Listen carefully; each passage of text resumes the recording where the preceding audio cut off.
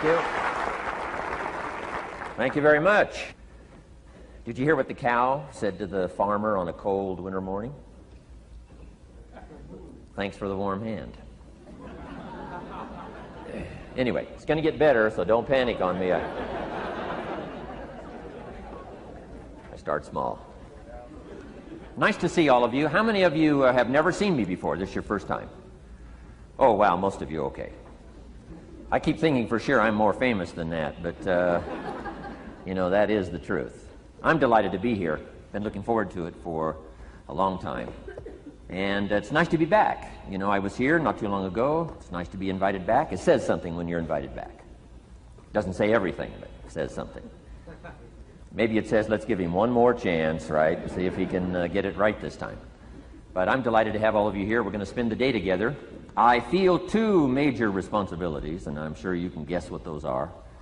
Number one is to make sure you get your money's worth, right? When you shell out your cash, especially these days, you want to make sure you get full value for the money you spent. And I know the tab for the seminar was not that much. Pretty modest fee to get in. Most of you, your tips for the week, right? So it wasn't that much. But I want you to be able to say when you walk out of here today, it was worth my money. But my biggest responsibility is to make sure you get your time's worth. And the reason I say that is because time is more valuable than money. In fact, you might start your notes with that. Time is more valuable than money. You can get more money, but unfortunately you can't get more time. If somebody asks you to spend your money, that's pretty easy, right? We live in America. We're wealthy. So the money's not the problem. But what if somebody asks you to spend a day, right? You got to think that over carefully. And I know you did. I wouldn't waste one of my days, not for anybody, not for anything. Once I understood how valuable they were, I don't waste any. But to make an investment like today of your money and your time, I appreciate that. Today's going to be costly for me. It's going to cost me one of my days to be here, right? And some money, of course. But, you know, I don't need the money. I take the money, but I don't need the money. But guess what I do need? The time.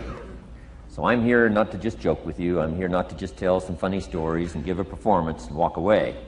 I'm here to give you some value, and I want to make it worth your time. I'm going to invest a day. You're going to invest a day. Let's get the most out of it and see what we can walk away with today. Anyway, for you that have not seen me before, just very briefly, let me just tell you my story. I grew up in Idaho, farm country, southwest corner of Idaho. In fact, my father still lives on the old homestead where I grew up. He'll be 89 his next birthday. He still hasn't retired. I'm proud of my dad. He's never been ill. He's really something. I'm trying to get him to retire this year, 88. I'm telling my father, what a good year to retire when you're 88. And he says, hey, talk to me in 10 years, right? I might be ready. But anyway, I went to high school. I graduated. I went to college 1 year. Halfway through my second year of college, I decided I was smart enough, so I quit. One of my major mistakes. I should have stayed in school. But I thought, heck, you know, I'm smart enough to get a job. That's what life's all about, right? Get a job, pay your bills, work hard, stay out of trouble, keep your fingers crossed, hope for the best. And I figured I was at least prepared to do that. So I quit college and went to work. A little while later, got married, got my little family going, and I'm out there doing what I thought was the best I could. But about age 25, I'm starting to struggle. I've purchased a little more than I can conveniently pay for on time, and the creditors are starting to call saying, hey, you told us the check was in the mail. What's the deal? And I'm getting embarrassed by that. I'm also embarrassed, big mouth me, with all the fancy promises I made to get married.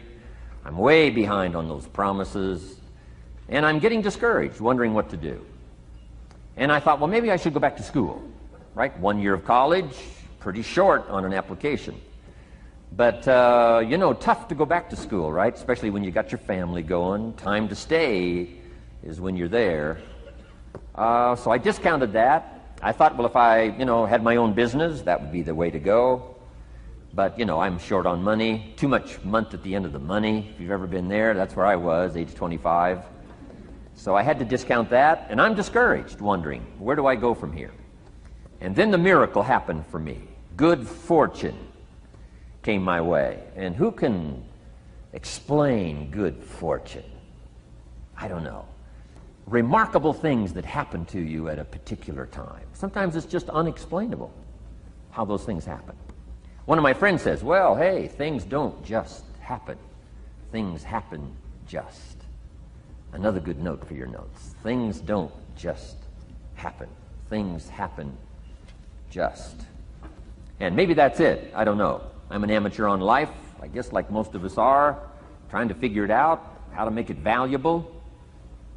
But I was ready. And my good fortune was, at age 25, I met a very wealthy man. His name was Mr. Schoaf, Mr. Earl Schoaf. A friend of mine had gone to work for him, and he started telling me about this man. He said, you got to meet this man I've gone to work for.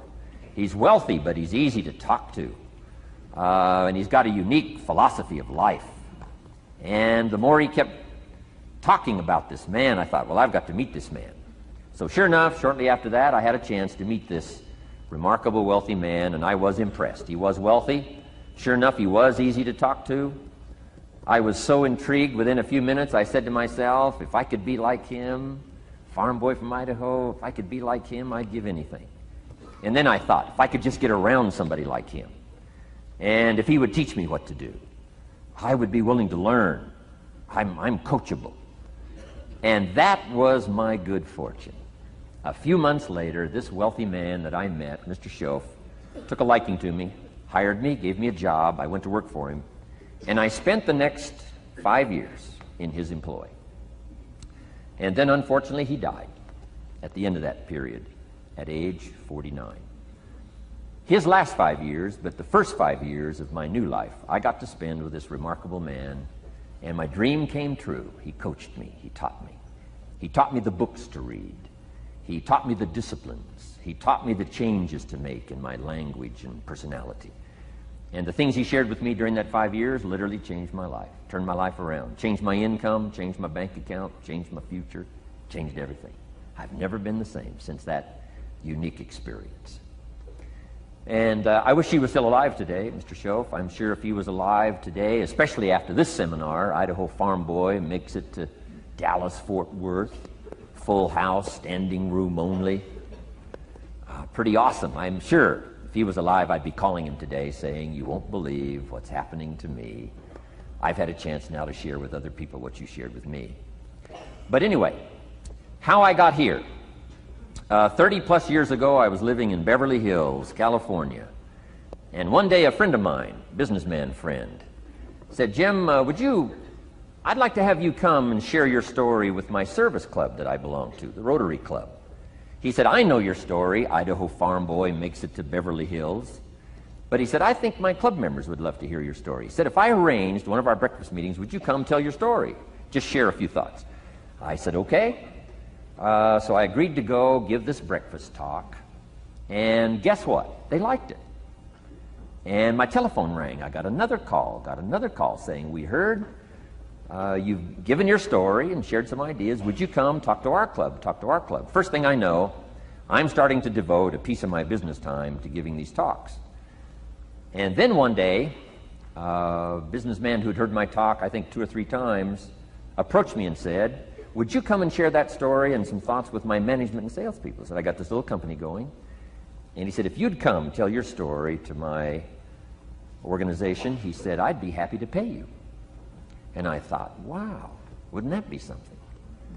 So I agreed to go do it, and I got paid. Little did I know, another fortune was waiting for me to translate my ideas into talks and speeches and seminars. Now I've written some books. It's on cassette tape, and now I get to travel around the world. Last year I was in Japan and Israel, Spain, Mexico, Australia, New Zealand, France, Germany, Canada, and now Dallas-Fort Worth. So Idaho Farm Boy gets to travel around the world and share his story, and here I am today. Anyway, it's almost too much for me to comprehend. From where I started, raised in obscurity, in a little small farm community, and now to be here today is pretty awesome for me. So anyway, that's just a little bit about my story. My story is probably more intriguing for me than it is for you, but I wanted to hear it again, so I thought I would just, bore you with it. Anyway, I don't ask you to be impressed today. I'm the one that's impressed from where I came from to have a chance. But that's the American dream, right? Come true. Chance to start from scratch, start from obscurity, start with pennies, start with nothing, and have a chance to transform your life, change your life, set your goals, and see what you can accomplish. So anyway, that's how I got here, and I'm just delighted that this day has arrived, and I truly want to make it valuable for you. Let's go to work.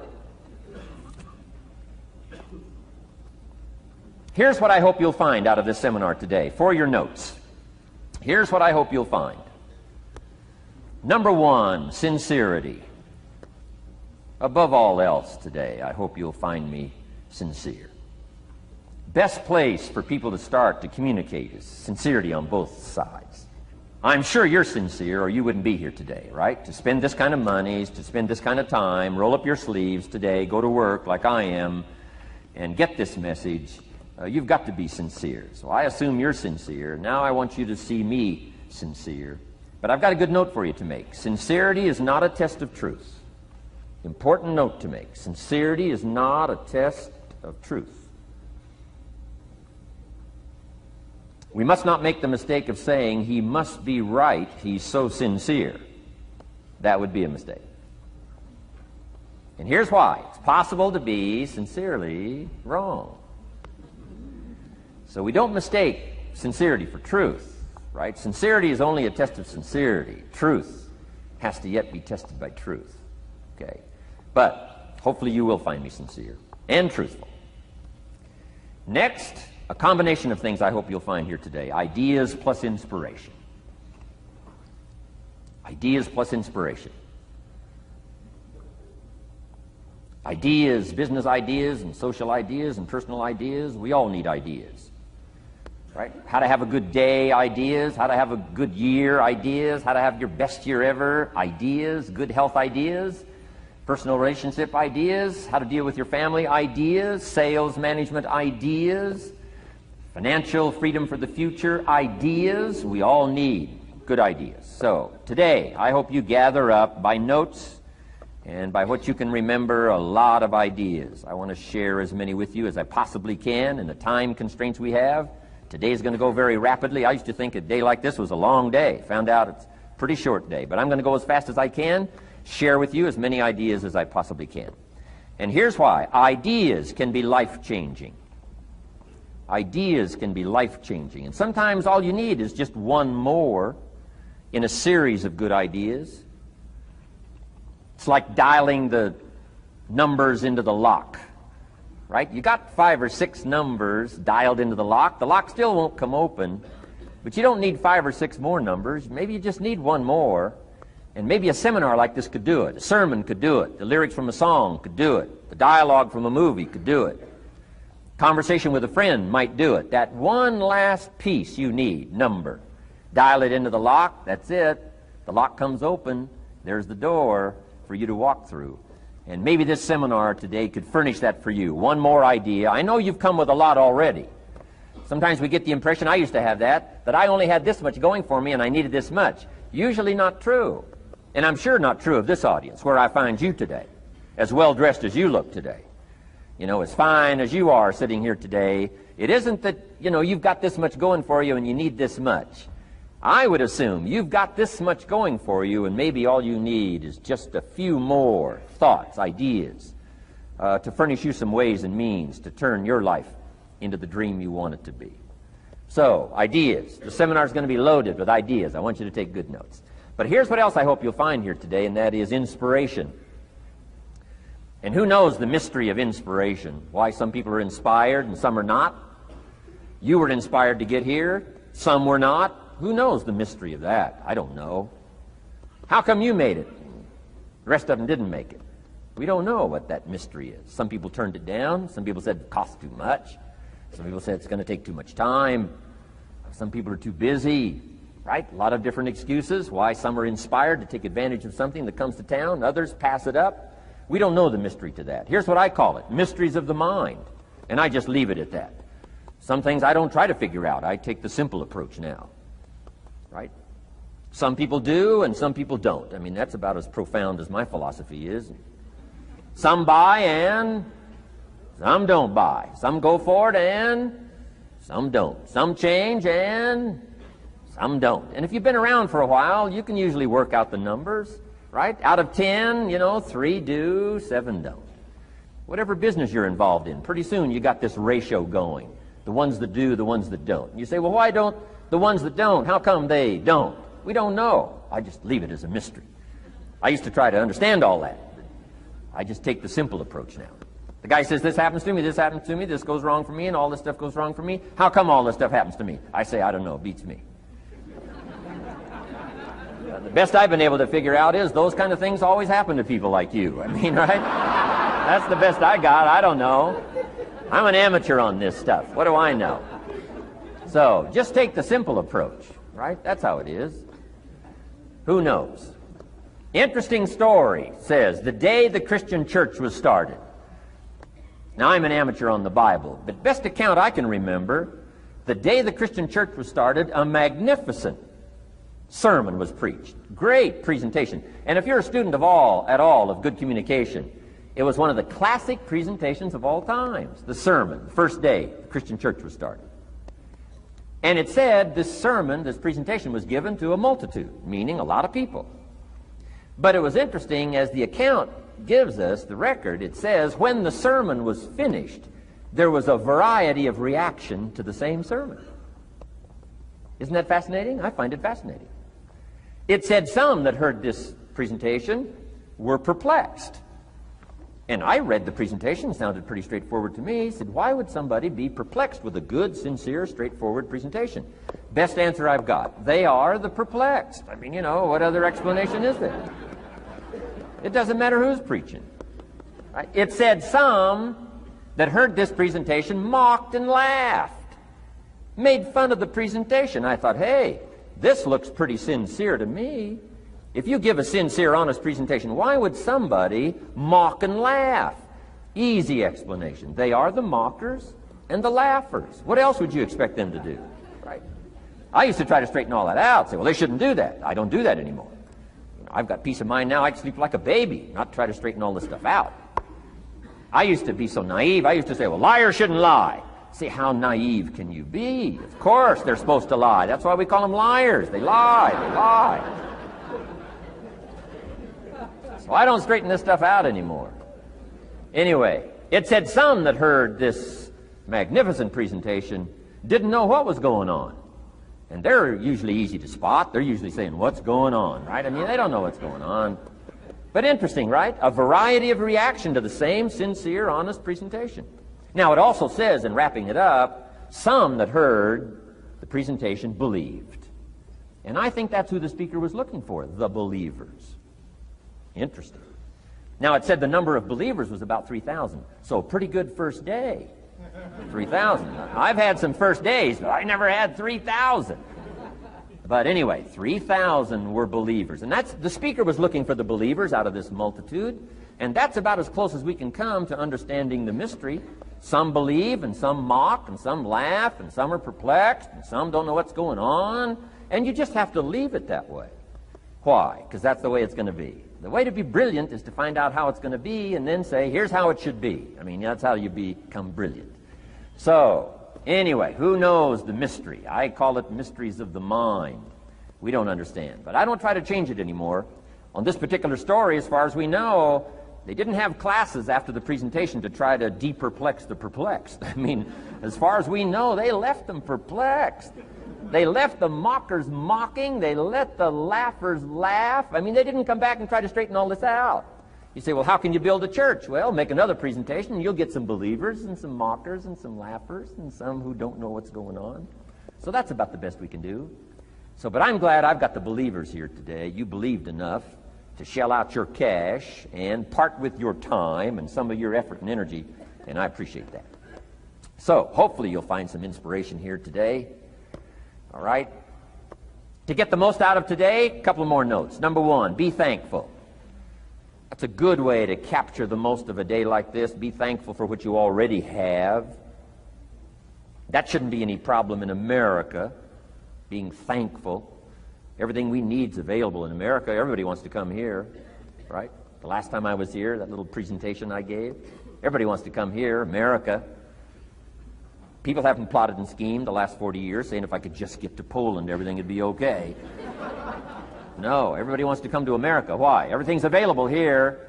All the books you need, all the sermons you need, all the churches you need, all the schools you need, all the instruction you need, all the inspiration you need, all the capital you need, all the markets you need, all the challenge you need, all the information you need, all the seminars you need. Everything's available here. This is America. So number one, let's be thankful for what we already have. Thanksgiving does this. Opens up the doors, opens up the windows, opens up the channels. Thanksgiving for what you already have. I did a seminar one weekend up at the ranch, up at Clear Lake. Got a lodge up there. Nice setting, high valley, high serenity ranch. For the weekend, Friday evening, Saturday, Sunday. People drove in from around California. I got there late Friday afternoon. Everybody had pretty well already gotten there. I couldn't believe the parking lot. Continentals and Eldorados and Mercedes and Cadillacs and unbelievable. Ferrari, one Rolls Royce, unbelievable. I walked in, good-looking crowd about like this, sitting there ready for the weekend seminar. My opening remarks were, ladies and gentlemen, I think the rest of the world would find it strange that we have all come here this weekend to try to figure out how to do better. Right?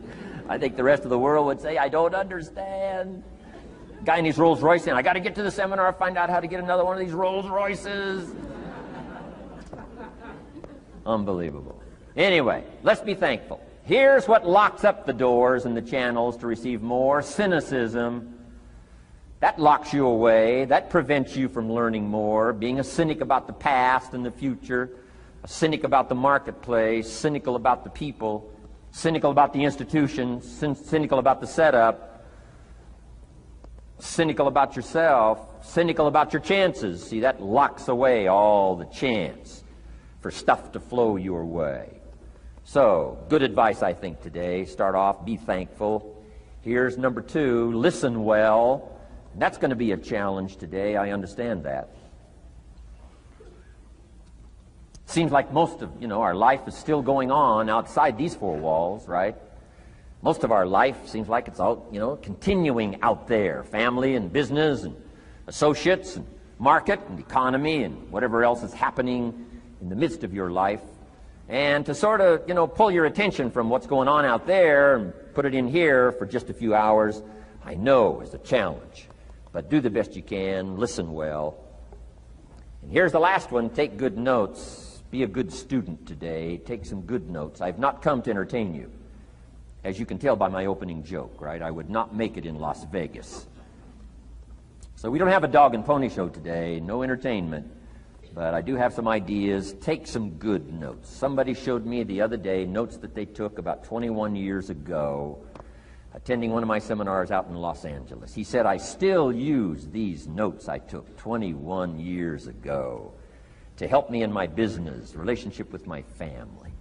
So I'd like to have these notes that you take today become that valuable for you. Then it would be worth me making the investment to come and spend a portion of my life, my time, my energy here.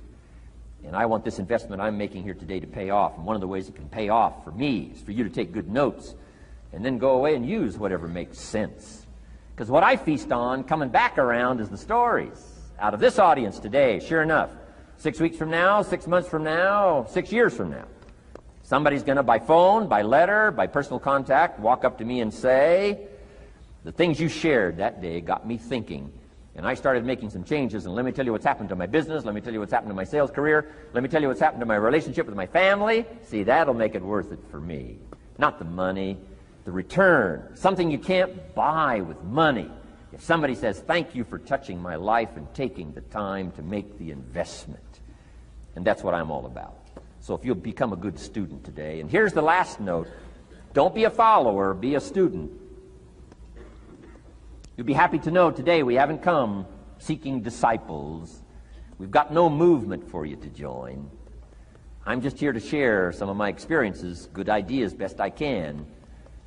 But I think that's good advice. Don't be a follower, be a student, right? Take advice but not orders. Take information, but don't let somebody, order your life. Make sure what you do is the product of your own conclusion. Excellent note to make. Make sure what you do is the product of your own conclusion. Not to do what someone else says. Take what someone else says, process it, think about it, ponder it. If it makes you wonder, if it makes you think, then it's valuable. Then when you go take action, make sure that the action is not what somebody told you to do. Make sure the action is the product of your own conclusion. If you'll follow just a little bit of those simple guidelines, I'm telling you, the learning process can be speedy, swift, powerful. Your learning curve can go up, and then applying it to your business, your life, your family, conversations, equities of all kinds. You'll find some progress like I did that first 5 years when I met a teacher willing to share with me. Turned my life around. Progress I couldn't believe happened for me. Okay. Let's get started. I want to review, I was here last time and we talked about the 5 major pieces to the life puzzle.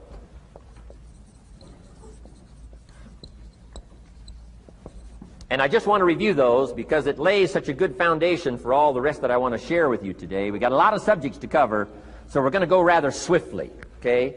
Put on your mental track shoes here and run with me today, because I'm going to deal mostly in concepts. Expect you to, fill in a lot of the details, because I've got a lot to share. I want to get through it all. But let's lay this foundation again of the 5 major pieces. Happens to be the title of my latest book. But I think it is so valuable in laying a foundation. It's some of the things I learned between ages 25 and 30. The teacher who taught me so well. He dealt in these fundamentals, we call these. Fundamentals. We call these basics. Basics for sports, fundamentals for sports, fundamentals for your business, fundamentals for the way you deal with your family, a few simple things, a few basic things that if you practice every day can make all the difference in the world, how it works out. I boiled it down to 5 major pieces to the life puzzle. Let's just review those. Number 1 is philosophy. Philosophy, as I taught the last time I was here, philosophy, in my personal opinion, is the major determining factor in how your life works out. Philosophy, the major determining factor in how your life works out. Philosophy. To form our philosophy, you got to think. You got to use your mind. You got to process ideas. And this whole process over a lifetime, starting way back here when we were children, schools that we've attended, our parents, our experiences, all this stuff that we've processed by the thinking process helps to develop our philosophy. And in my opinion, each person's personal philosophy is the major factor in how your life works out. Here's what I called it in that last presentation when I was here. It's called the set of the sail. Each person's personal philosophy is like the set of the sail. Now, I used to think it was circumstances that ordered my life. If someone would have asked me at age 25, Mr. Rohn, how come you're not doing well? Pennies in your pocket, creditors calling, nothing in the bank, behind on your promises to your family, you live in America, 25 years old, got a beautiful family, every reason to do well, and things are not going that well for you. What is wrong here? It would not have occurred to me to blame my philosophy. I mean, it would not have occurred to me. Saying, well, I got this lousy philosophy, and that's how come I got pennies in my pocket and nothing in the bank, and things aren't working well. That would not have occurred to me. I found it much easier to blame the government. Much easier to blame the tax problem. I used to say taxes are too high. Top tax rate when I first started paying taxes, 91%. Back then, when your income reached a certain level, all your income over that, 91%. So I used to say that's too high. Now the top tax rate's about 33%. But people are still saying what? Taxes are too. See, but you can't use that anymore. If it's gone from 91 to 33, how could it be too high? Come on. I threw all that old excuse stuff away. Some people found it, though, and they're using it these days. My old list. I used to blame the traffic, the weather, used to blame circumstances, right? People say I'm too tall, I'm too short, I'm too old, I was raised in obscurity, raised on a farm, parents of modest means, all the stuff. If you were to ask me, how come you find yourself here, Mr. Rohn, age 25, living in America, land of abundance and opportunity, pennies, zero in the bank, not doing well, creditors calling, it would not have occurred to me to blame my philosophy. I found it easier to blame the company policy. I used to say, if this is all they pay, how do they expect you to do well? So I figured that, my future was going to be tied to what everybody else was arranging, the economy and, right, interest rates. I used to say things cost too much. That was my whole explanation, not my philosophy, until my teacher taught me better that this is where the problem was, my own personal philosophy. Here's what's exciting about each person's personal philosophy. That's what makes us different than dogs and animals and birds and cats and spiders and alligators. That's what makes us different than all other life forms. The ability to think, the ability to use your mind, the ability to process ideas, and not just operate by instinct. In the winter, I'm telling you, the goose can only fly south. What if south doesn't look too good? Tough luck. It can only fly south. But see, human beings are not like a goose, can only fly south. I mean, you can turn around, go north, you can go east, you can go west, you can order the entire process of your own life. And we do that by the way we think. We do that by exercising our mind. We do that by processing ideas and come up with a better philosophy, a better strategy for our life, goals for the future, okay? Plans to achieve those goals. All this comes from developing our philosophy.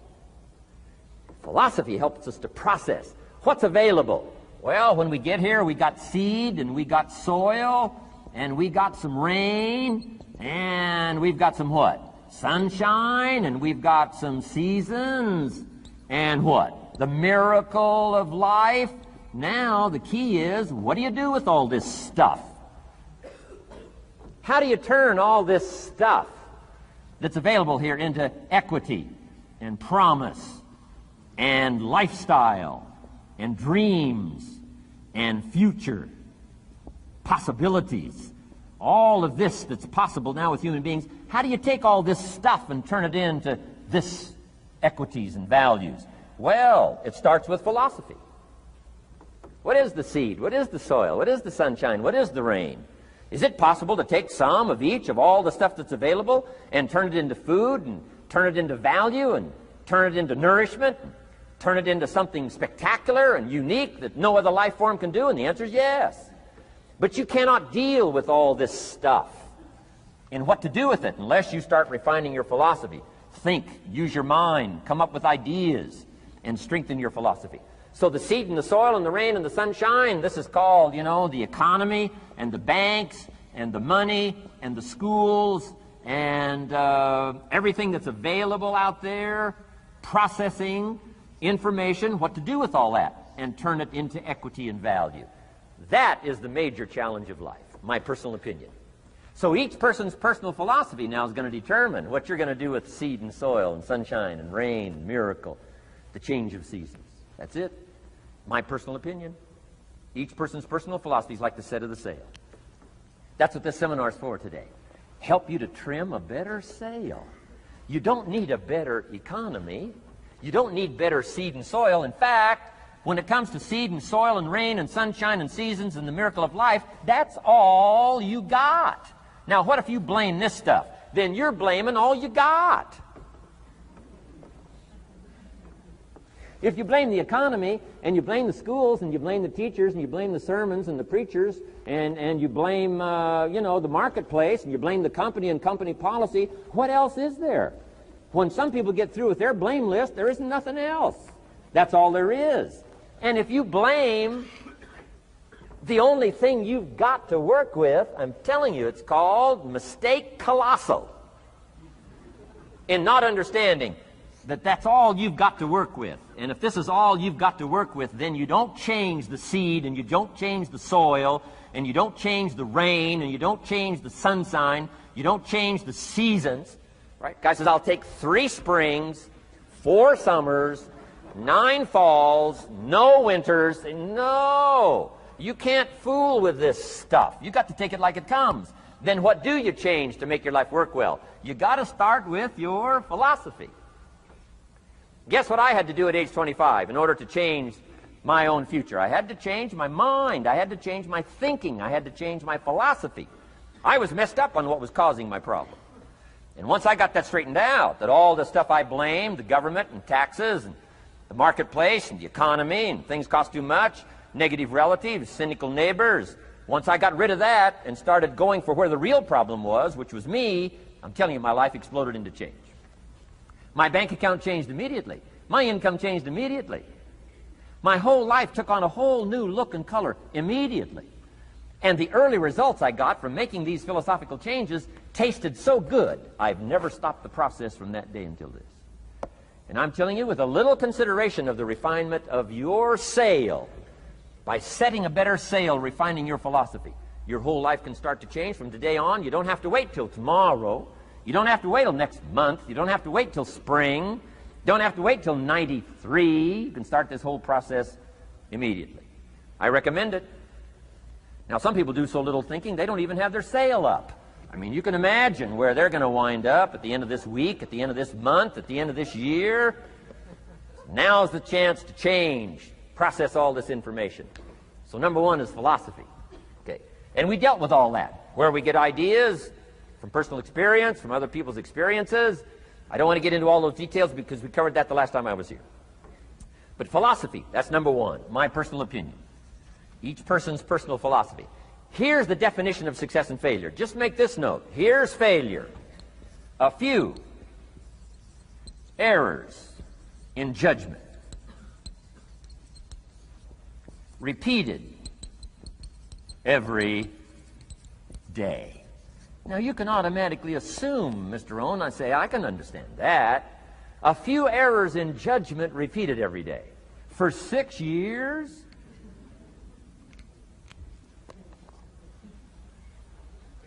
I'm with my father. I think I told this story the last time I was here. My father, 88 years old, he's never been ill, still hasn't retired. Not long ago, midnight, we're getting ready to go to bed. We've drilled a new well, got some extra water, got some more acres going. He's all excited.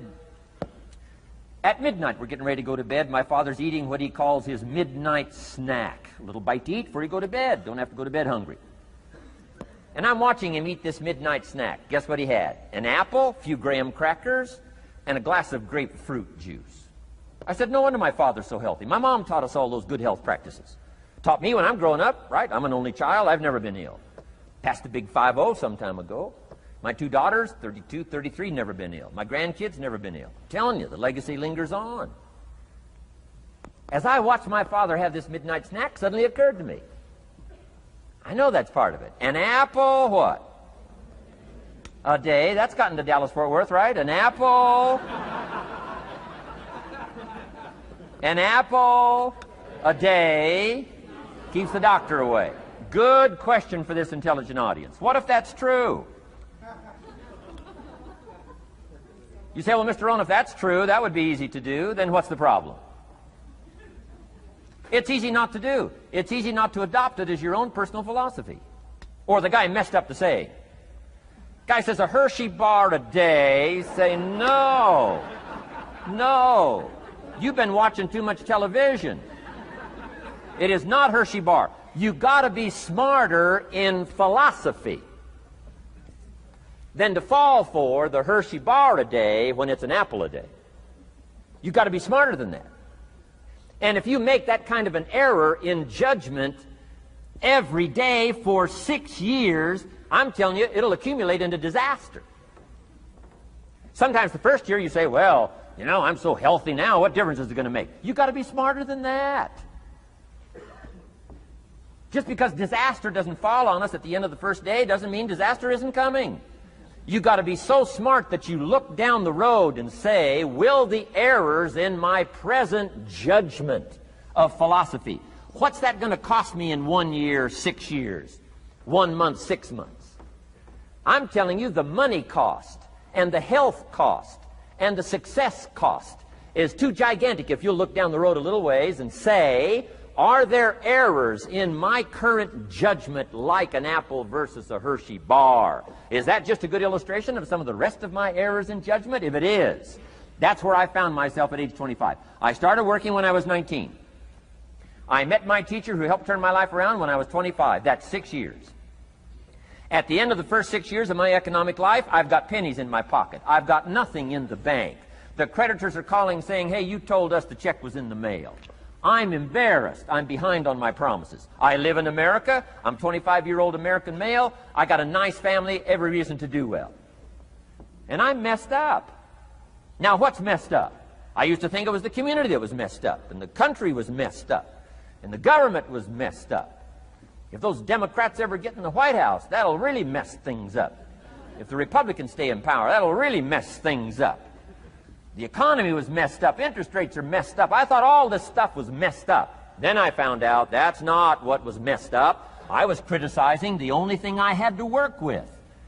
What was really messed up was my own personal philosophy. My own errors in judgment in my own personal philosophy brought me in 6 years to pennies in my pocket, nothing in the bank, and trying to explain why I wasn't doing well, living in America, 25-year-old American male, got a family, every reason to do well. Now, once I understood this, here's the formula for failure: errors in judgment, being lax about developing your own personal philosophy. I'm telling you, it's called accumulated disaster. It doesn't matter whether it's your health or your bank account. Guy's got an empty bank account, probably has high cholesterol.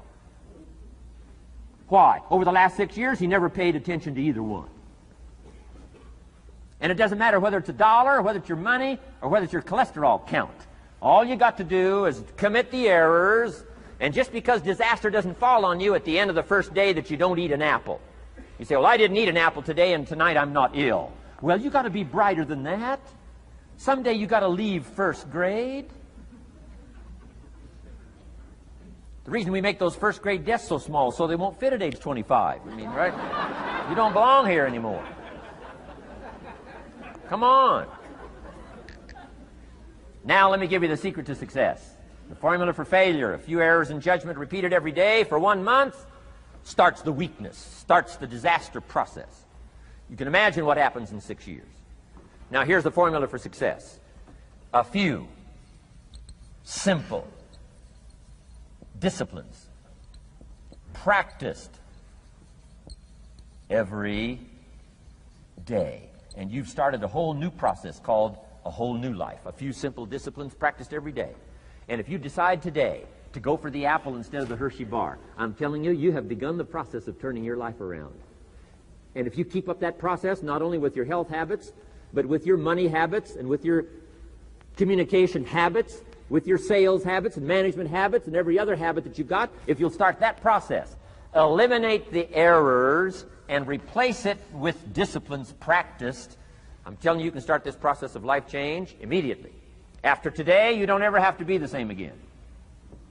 Only by choice. You don't have to walk out of here the same as you walked in today. Only by choice. You can start a whole new process. And you say, well, Mr. Rohn, is it that simple? Yes, it's that simple. Where else would you start but with an apple?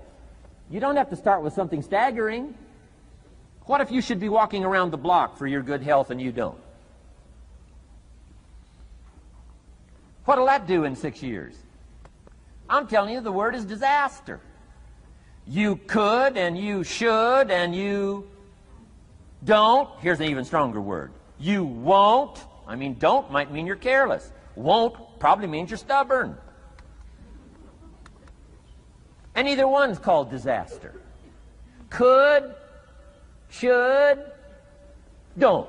I'm telling you, that's why at the end of 6 years, I found myself with pennies in my pocket, nothing in the bank, creditors calling. Could, should, won't. Could, should, don't is called disaster. Now, how do you change all that? The next 6 years, I got rich. The next 6 years, I became a millionaire. By the time I'm 31, I'm a millionaire. How about that? You say, well, Mr. Rohn, what happened? Well, strangely enough, during that second 6 years of my economic life, the government was about the same. I'm telling you, taxes were about the same. My negative relatives were the same. I'm telling you, the economy was about the same, and prices were about the same, and everything else was about the same. Circumstances were about the same. Then how come I got rich? How come I totally changed my life? I was not the same. Somebody says, well, what did you go to work on to do all that? I started with my philosophy. I started amending my errors by doing some better thinking, changing my mind, coming up with ideas that I didn't have before I met my teacher. And once that whole process started for me, I'm telling you, I changed my whole life. Within a 6-year period, I was never the same. And I've kept up that process all these years. One of the reasons why I'm here is to continue my craft. I don't want the day to come someday somebody says, you should have heard Jim Rohn 10 years ago when he was really terrific. Guess what I want people to say? I heard him 10 years ago, but you should hear him now. I'm telling you the man works on his craft. I'm telling you the man's done some extra reading. I'm telling you the man doesn't miss a trick. I'm telling you he's worked hard on himself. That's why he's able to deliver like he does. The same thing can happen for you as a teenager. It can happen to you as a mother, as a father, as a business person, as a salesperson, running a business. Doesn't matter. Management, wherever you find yourself. This is the process called personal change. And what I say to start with is start with your own philosophy. Your philosophy is going to determine whether or not you go for the disciplines or continue the errors that's called potential disaster. And everybody has it within their power. Well, it was so happy for me to find out at age 25, Mr. Shove said, Mr. Rohn, you don't have to change countries. But you do have to change philosophy. And if you'll change philosophy, not country, you can turn around your income, you can turn around your bank account, you can turn around your skills, you can become capable, powerful, sophisticated, healthy, influential, all the other equities that you could possibly want out of your life, using the only stuff there is and not trying to change any of this stuff. Appreciate all of this stuff with all of its ups and downs, with all of its mystery of why it works and sometimes it doesn't work. Don't challenge this. You don't have to ask for another planet. You don't have to ask for another country. Just ask for another book. Ask for another seminar. Ask for another idea. And you can start this whole process of personal life change. Now, I could spend the whole day on philosophy, because that's where it is. If I could get you intrigued with that enough to study it, enough to ponder it, to where you would pick up the commitment like I did and say, hey, as simple as an apple a day, as simple as a walk around the block, why not start right there? If you don't start there, where else are you going to start? Might as well start where it's easy, and then go to the more complicated disciplines. Because if you can't handle the simple disciplines, how can you handle the complicated ones? Okay. Key. Philosophy. Here's number 2. I got to give these now very quickly because I got too much to cover here to linger too long. Number 1, we're affected by philosophy. First major of the 5 major pieces. Number 2 is attitude. We're affected by how we feel. First, we're affected by what we know and the decisions we make. Second, we're affected by attitude. How we feel. And I gave that quick list. Let me give it to you. It's how you feel about the past. You've got to have a good attitude about the past. Use it as a school, not a club. Don't beat yourself to death with your past. Faults, failures, losses. Let the past be a school. Harsh school maybe. What else is new? Let the past be a school master to teach you. Not to threaten you, but to teach you. Okay. Next, it's how you feel about the future. Set your goals. We'll talk a little bit about that before we finish today. Goal setting. The promise of the future is an awesome force to affect your life every day. Without a future well designed, we take hesitant steps. And all you have to have is hesitant steps. For 6 years, you'll be timid, driven into a corner, not boldly willing to go and take your portion, take your share. Okay? Next, it's how you feel about everybody else. Got to have a good attitude about everybody else, because it takes everybody else to make a market. One person doesn't make a family. One person doesn't make a business. One person doesn't make a corporation. One person doesn't make a community. One person doesn't make a nation. It takes all of us to make a dynamic economy, a nation second to none.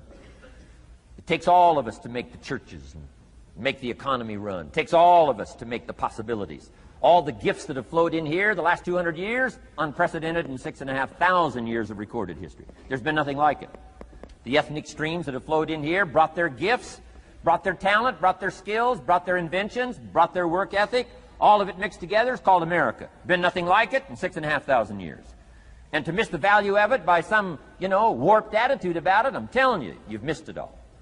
And if you have an appreciation for it all, you'll draw from it. And if you draw from all the gifts that have been blended together here for 200 years, now for your value and benefit, think of what you can do for your days, for your business, for your conversation, for your equities. You can transform it to an incredible degree. And here's the last one. It's how you feel about yourself. Understanding self-worth is the beginning of progress. Self-worth should be easy. If one of us can do it, all of us can do it. If anybody can think it, we all can think it. I can read, you can read. I can understand, you can understand. From where I came from, the few simple things I did and tried revolutionized my life in 5 years. There isn't anybody here that can't do it. Change from pennies to fortune. Change from nothing to something. Change from broke to rich. Anybody in this room can do it. If any of us can do it, we all can do it. That's the kind of value you should place on yourself. If Jim Rohn can understand it, I can understand it. If he can read, I can read. If he can find it, I can find it. If he can change, I can change. If he can get it done, I can get it done. That's the attitude about yourself. So valuable. Okay? Now, in transforming our lives, we don't start with attitude. We don't start with the inspiration here. We start with education. Somebody says, well, I expected you to just come get motivated today. Well, that probably won't do it. Somebody says, by now we should be standing on the chairs waving a flag, singing the old gray mare. Get going here. No, that's not where you start. Life change does not start with inspiration. Life change starts with education. You've got to be educated to the point of where you might have messed up. My teacher put it in blunt, simple language. He only went to the 9th grade in school, so he put it in simple language I could understand. He said, Mr. Rohn, after 6 years living in America, healthy American male, 25 years old, been working 6 years, 1 year of college, pennies in your pocket, nothing in the bank, behind on your promises. Shoaff said, I just got one simple explanation for that. You've messed up. Now, I could understand that kind of language.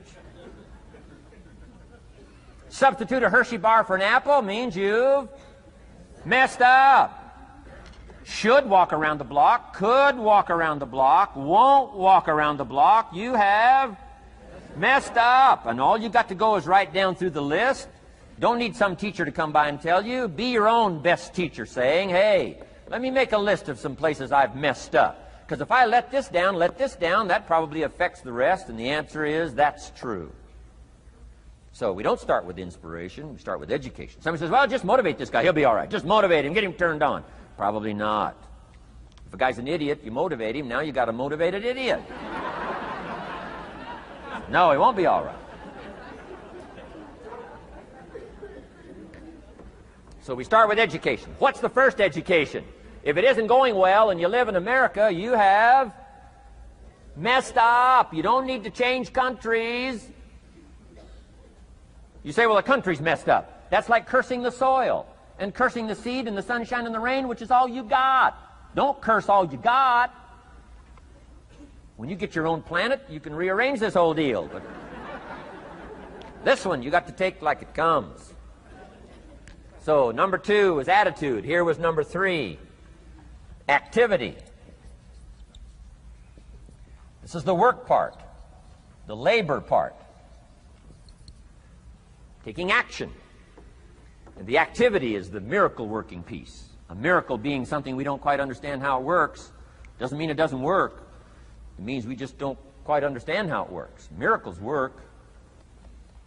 God says. Now, I'm an amateur on God, but here's my best analysis. God says, if you'll plant the seed, I'll make the tree. Now, that's a good arrangement. Number 1, gives God the tough end of the deal.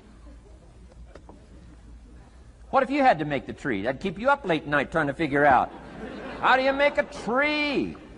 Say, no, I'm telling you, the mystery and the miracle of this stuff has already been set up. God says, I got the miracle going, I got the seasons going, I got some sunshine and some rain, and I'm God, but the way I've arranged that, I just need somebody to plant the seed, not chant.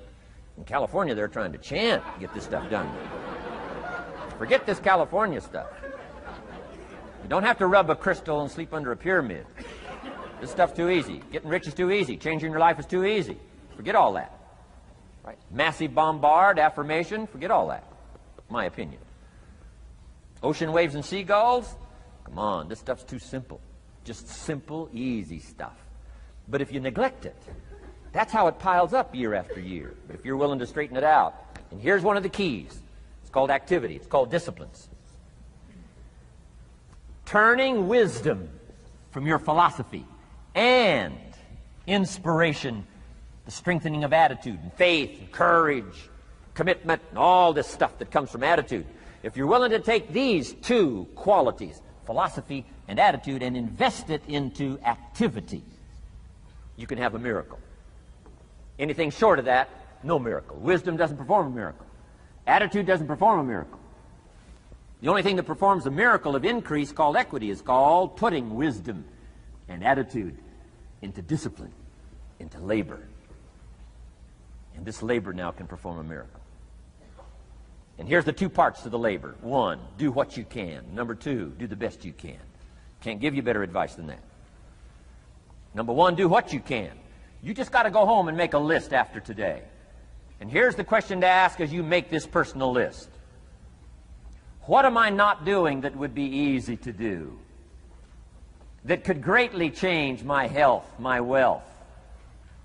What am I not doing I'm neglecting that would be easy to do?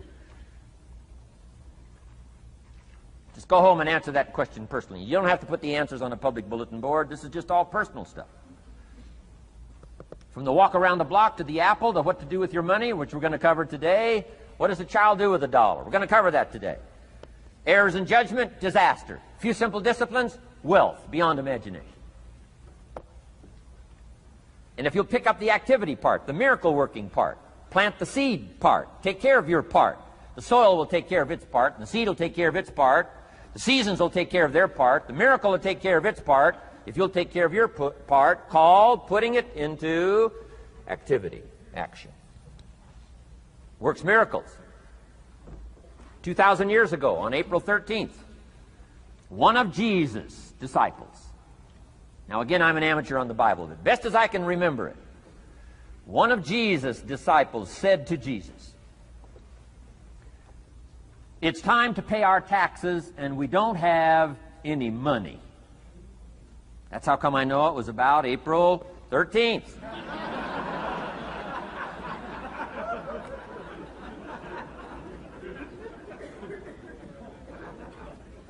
To this statement by his disciple, Jesus said, best as I can read the record, Jesus said, "No problem." Now, why could he say no problem? Well, word has it, he was a miracle worker.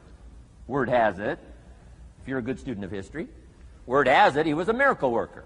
If you handed a problem to a miracle worker, what would he be inclined to say? No problem. You got to hang out with folks like that. I belong to a small group like that. We do business around the world. You hand these guys a problem, they say no problem. What? How many books would they read to solve it? Many as it takes. How early would they get up? Early as it takes. How much information would they get? Much as they needed. So it's what? No problem. You got to hang out with folks like that. Jesus said, this will be no problem, the tax thing. He said to his disciple, it's simple. Go fishing. Wow.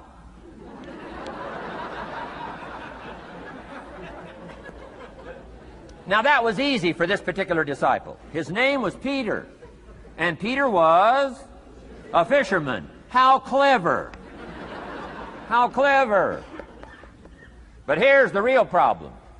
If you should fish, and you could fish, and you don't fish, you got no miracle. You could change, you should change, you won't change. That's called accumulated disaster. In 6 years, you'll be explaining instead of celebrating. Having some ragged list like I had, reasons for not doing well, pennies in my pocket. Could, should, don't, disaster. And if you'll just start the process of change, could, should, and will, you can start this whole process. And if you will, then put it into action. The miracle belongs to you. Jesus said to his disciple, it'll be simple. Go fishing, and the first fish you catch, look in his mouth. Peter said, okay. He was used to strange things happening in this relationship. Peter goes fishing, catches the first fish, looks in his mouth. Guess what's in the fish's mouth? Coins. Peter says, wow, coins.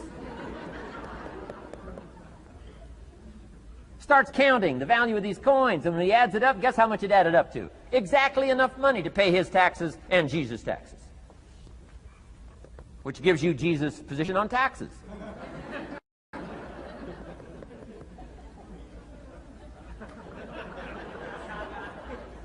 Okay. Now we call that what?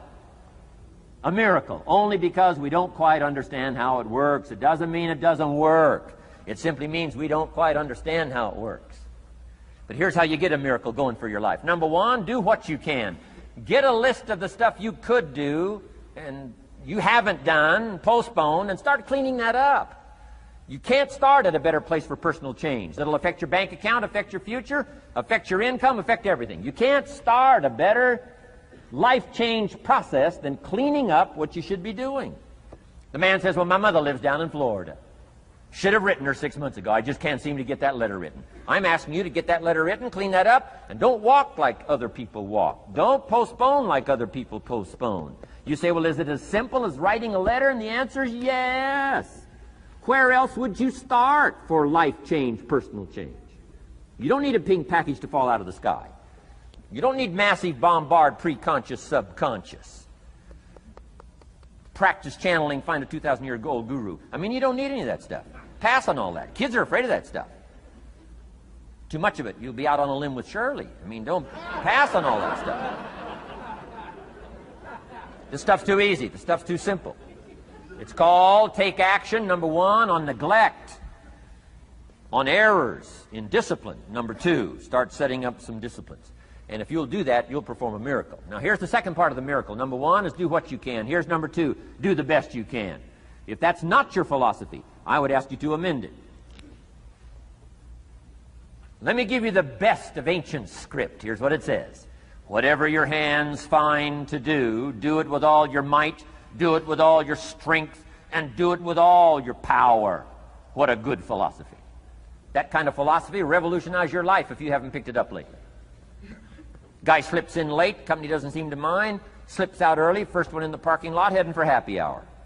Stretches his break, comes early for lunch, late back from lunch, company doesn't seem to notice. Guy says, best as I can calculate, I'm putting in about a half a day's work and I'm collecting a full day's pay. And the guy says, I got it made. Little does he know the seeds of his own disaster are already being sown by the weakness of his own personal philosophy. It's not the economy that's going to determine your next 6 years. It's your philosophy about labor and about activity and about miracle and soil and seed and sunshine and rain and the economy and the banks and the money and the companies and the schools and what's going on. It's your philosophy and your attitude. And then your ability to take action. All of that we call the process of life change, miracle working. Number one, do what you can. Number two, do the best you can. Here was number 4. Results. Results. Every once in a while, you got to take a measure, see how you're doing with these 3 pieces: philosophy, attitude, activity. Now we take a measure called results. What is the results at the end of the day, the results at the end of the week? You can't let too much time go by without checking. When time goes by, 6 years I'd been out there working when I met my teacher, Mr. Schoaf. Schoaf said, well, Mr. Rohn, let's just go through a little summary here. He said, in the last 6 years, how much money have you saved and invested? Let's go through a little tab list here. How much money have you saved and invested the last 6 years? I said, what? 0. He said, you have messed up. You remember these notes. I like that. You've messed up. He said, who sold you on that plan? I thought, my gosh, the man's right. I'm a nice guy. I bought the wrong plan. What if you were 50 and broke? Right? Didn't need to change countries. Bought the wrong plan. What a sad scenario that would be. But Schoaf said these questions. Let's go through some results. He said, how many books have you read in the last 90 days? I said, what? 0. Wisdom of the world available? Change your life, change your future? Wisdom of the world available? Develop any skill you want, earn the kind of income you want, have all the treasures you want, equities you want, relationship with your family that you want, everything that you want available, and the wisdom of the world to help you get it. Haven't read any books in the last 90 days. My teacher said, Mr. Rohn, you have messed up. I'm telling you, you've got the deal. Shoaff said, Mr. Rohn, in the last 6 months, how many classes have you taken to improve your skills or to develop new skills? Go for the American dream. Become rich and powerful and sophisticated and healthy and influential. How many classes have you taken in the last 6 months? I said, how many? 0. He said, you have messed up. He said, you don't need to unmess the country. You don't need to straighten out the perplexed. You don't need to straighten out any of this stuff. All you've got to do is look within and let results teach you a great deal about your own activity, your own attitude, and your own philosophy. I went through that process. Take this phrase home. Results is the name of the game. What other game is there? Results. Here's all life asks us to do. Make measurable progress in reasonable time. Just take home that little phrase. Good phrase. We're asked in life simply to make measurable progress in reasonable time. We demand it of our children. How many years do you want your child to spend in 4th grade? Approximately. About 1. If it looks like they're not going to make it, we pour on the pressure, called legitimate pressure, lack of results. Peer pressure, family pressure, school pressure, community pressure. Every other kind of pressure we can bring to bear. What? You can't stay more than 1 year in 4th grade. As parents, you'd have to leave the community. You say, well, what if they're nice kids? Wouldn't you give them 3 or 4 years? And the answer is no. You got to make better progress than that. So you got to check fairly often. Some things you got to check every day. Some things you got to check at least by the end of the week. Salesman joins this little sales company. He's supposed to make 10 calls first week. Wouldn't it be legitimate to call him in on Friday and say, John, what? How many calls? I mean, this stuff is simple. John says, well. Say, John, well won't fit in this little box here. Well. Now John starts with a story. You say, John, I made this little box so small so a story won't fit.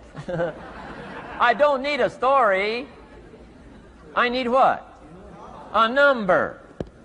A number. What will a number tell me? Everything.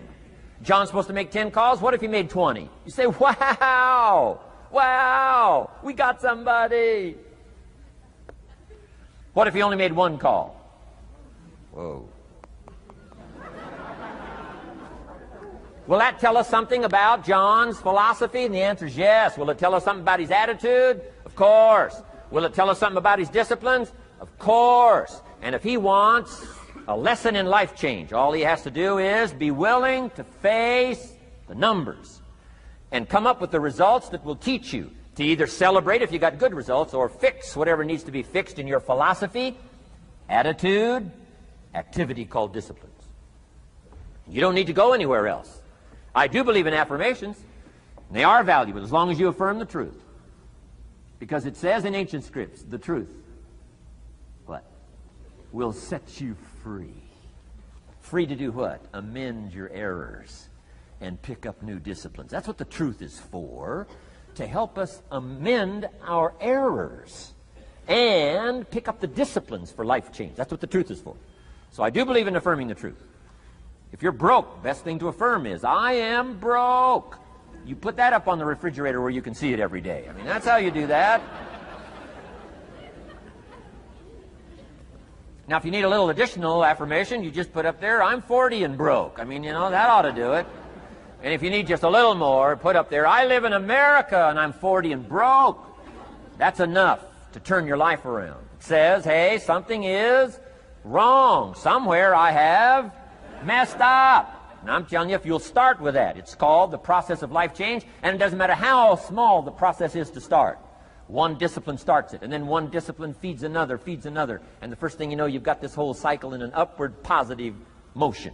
And it's called life change. It's called income change. It's called health change. Relationship with your family change. Equities unprecedented that you can have in numbers that will stagger the imagination if you do not curse what's available and start amending what's possible to get the results that you want. I don't think I can put it in any better language. That's it. Kids can do it. Teenagers can do it.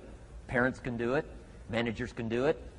Right? Government officials can do it. Anybody can do it. Anybody can do this stuff called personal change. Wow. Results is the name of the game. Success is a numbers game. Good note to make. Success is a numbers game. You got to go for the numbers. You got to understand what the numbers are. How many pounds overweight should you be at age 50? Approximately.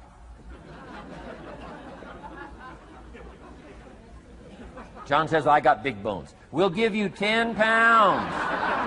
10 pounds for big bones. Otherwise, come on, John. 20 pounds, 25 pounds. Shouldn't we turn on the caution light at work and at home? Blinking caution light. Somebody says, what's that caution light? So John's up about 20, 25 pounds. We got the blinking light going at home, got it going here at work. To remind him what? Wrong numbers. Okay? 35, 40 pounds, red light. Blinking at home. Somebody says, what's that blinking red light? Say, John's up about 40 pounds.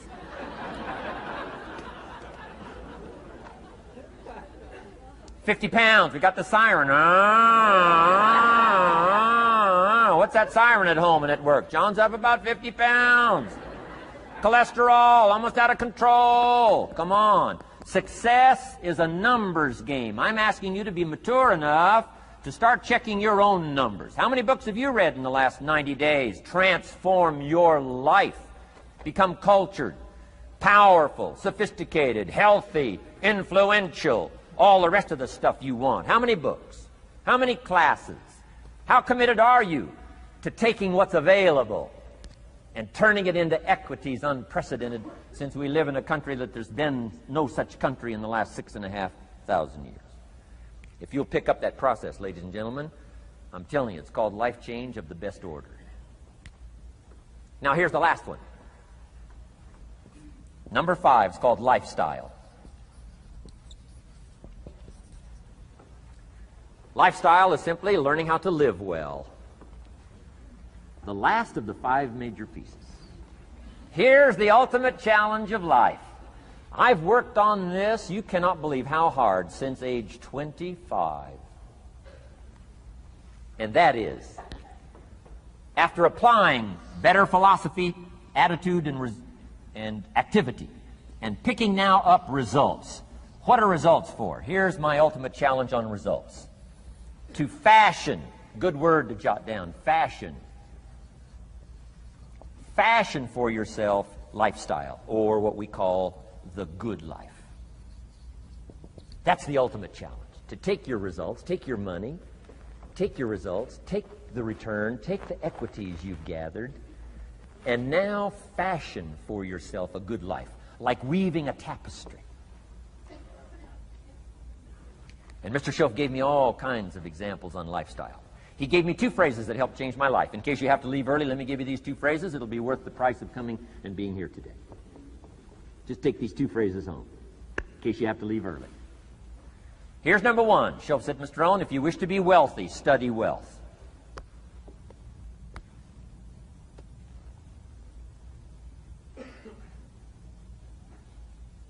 When he said that, I said, my gosh, I don't know anybody that studies wealth. Where am I going to learn it? He said, never mind, Mr. Rohn, now that you've met me, if you'll be with me for a while, he said, and if you'll commit yourself, he said, I will teach you. And he taught me. He taught me the books. He taught me the stuff. Changed my life. By the time I was 31, I was a millionaire. The man taught me well. If you wish to be wealthy, study wealth. If you were to show me your present economic plan, in a personal conversation between you and me, you say, Mr. Rohn, let me disclose for you my current economic financial plan for the future. Would I get so excited I'd say, hey, I'm going to go across the country and lecture on your plan?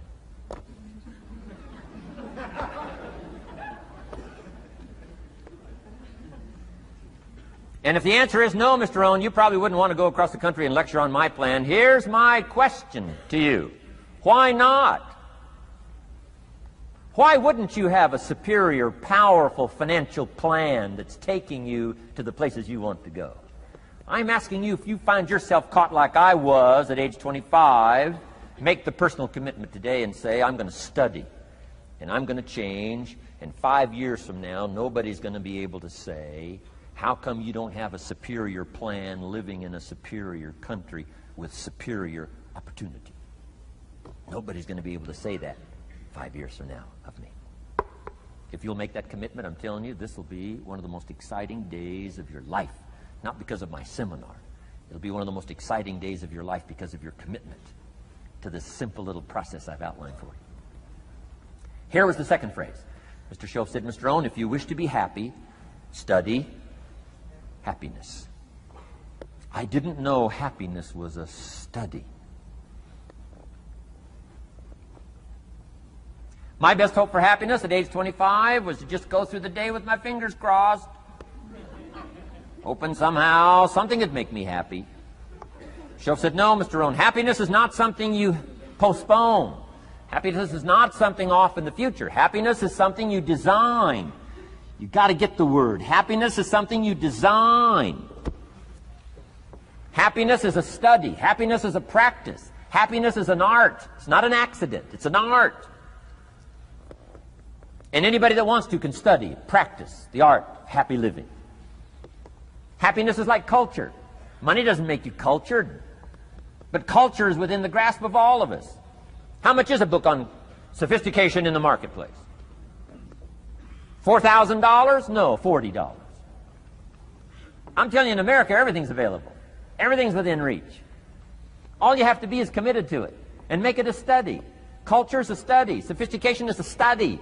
It's not an amount. It's not an account. It's a study.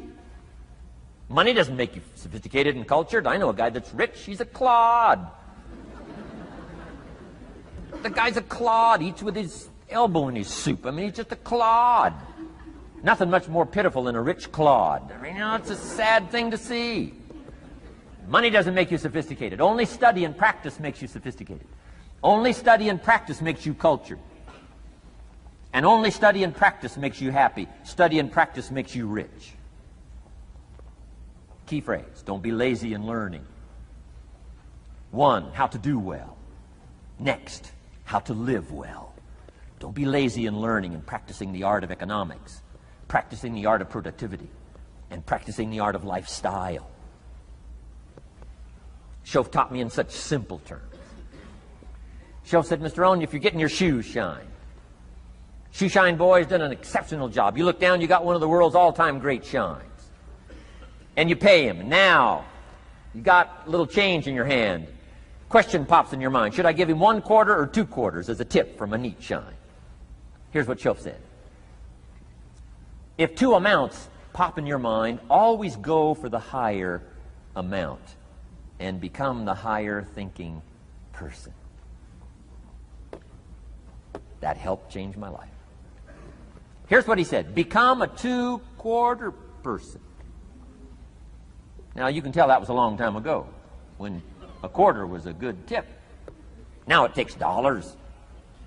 But just substitute 1992 dollars for quarters. Schoaf said, hey, if you are thinking 1 quarter or 2 quarters, and you say, well, no, I'll just give him 1 quarter. He said, that'll affect you the rest of the day. The rest of the day, you'll look down, see this great shine, you'll say, I got to be really cheap. 1 lousy quarter, tip from a shine. But he said, if you'll go for the 2 quarters, Schoaf said, you can't believe the extra happiness you can buy for just an extra quarter. That's called studying and practicing the art of lifestyle, which means living well. Money doesn't make you happy. Father wads up a $20 bill, throws it at his son, and says, if you need the darn stuff that bad, take it, just get out of my face. How sad, a father with money and no joy.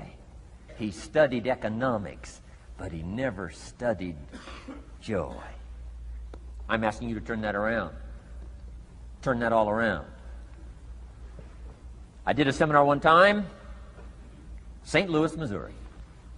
When I finished a seminar like this, a man walked up and said, Mr. Rohn, you've really gotten to me. He said, I'm going to change my philosophy, I'm going to change my attitude, I'm going to change my life, I'm going to change everything. He said, you've touched me today. And he said, you'll hear about me. You'll hear my story someday. I said, okay. Right? A lot of people, right, say things. Sure enough, a few months later, I come back to St. Louis, did another seminar. When I finished my seminar, I saw this man come walking up. I didn't remember his name, but he said, I'm sure you'll remember me as the man who said, I'm going to go make some changes. You've touched me today. I said, I do remember you. He said, I'm telling you, things are already happening for me. I cannot believe in just a matter of months.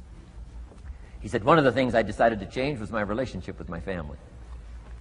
He said, my wife and I have two lovely teenage daughters. Parents couldn't ask for any more beautiful, lovely daughters. And he said, I'm the only one that's given them trouble. He said, these daughters of ours have never given us any trouble. He said, I've usually been the one all these years giving all the trouble and all the static. He said, my daughters love to go to the rock concerts, and I'm always giving them trouble. They have to beg me for the money. He said, I don't want you to go. You stay out too late. Music's too loud. You're going to ruin your hearing. You won't be able to hear the rest of your life. And he said, I just get on their case. And he said, they keep begging. Finally, when they beg long enough, I say, all right, here's the money. If you have to go that bad, just go. He said, that's how I've been up until now. But he said, after I left your seminar, I decided to change all that, called lifestyle, living well. He said, you won't believe it. Not long ago, I picked up the newspaper, and I saw an advertisement, and I knew my two daughters, it was one of their favorite performers, was coming to town. He said, guess what I did? He said, I went down and bought the tickets myself and brought them home, put them in an envelope. And when I saw my daughters later that day, he said, I handed them this envelope, and I said to my two lovely daughters, you may not believe it, but inside this envelope are 2 tickets for the upcoming concert. They could not believe. And he also added, you'll be happy to know begging days are over. Now they cannot. He said, now don't open the envelope till you get to the concert. They said, okay. So they go to the concert, come concert time, open up the envelope, hand the tickets to the usher. He says, follow me. And he starts down front. The girls say, hey, hold it. Something must be wrong. He takes another look, says, no, nothing's wrong, follow me. 10th row, center. Now they cannot leave. 10th row, center. The only tickets they were able ever to beg for was, right, 3rd balcony, can't see. He said, I stayed up a little late that night. Sure enough, a little after midnight, my 2 daughters come bursting through the front door. One of them lands in my lap. The other one's got her arms around my neck. They're both saying, you got to be one of the all-time world's great fathers. He said, Mr. Rohn, you're right. I can't believe. Same money, different father. He said, I've started making the changes, and I decided to start with my teenagers, my girls. He said, what a difference it's making in my life. And I'm telling you, you can do that with your lifestyle. You can do it with your sales career. You can do it with your management career. You can do it with any part of your life. If you're looking for equities, unmatched. Do not curse the only thing you have. Don't complain about the only thing you have, which is seed and soil, sunshine, rain, miracle, and seasons. But start changing and processing and evaluating things like we're covering today, and this process of change will take off for you. You will not believe what can happen in such a short period.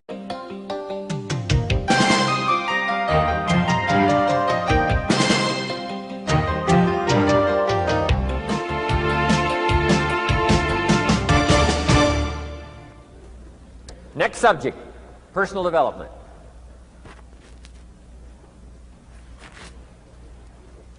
Some of the things Mr. Schoaf taught me starting at age 25, some things came quickly, some things came easily. Setting goals, that was easy. We're going to talk about that later on. But this one I had to struggle with, personal development. It was hard for me to give up my old blame list. It was so comfortable blaming the government and blaming my negative relatives and the company policy, unions, wage scale, economy, interest rates, prices and circumstances and all that. That was difficult for me to give up. That was quite a transition for me to make, and blaming myself. But Mr. Shoaff started out with something very, very important. Let me give that to you.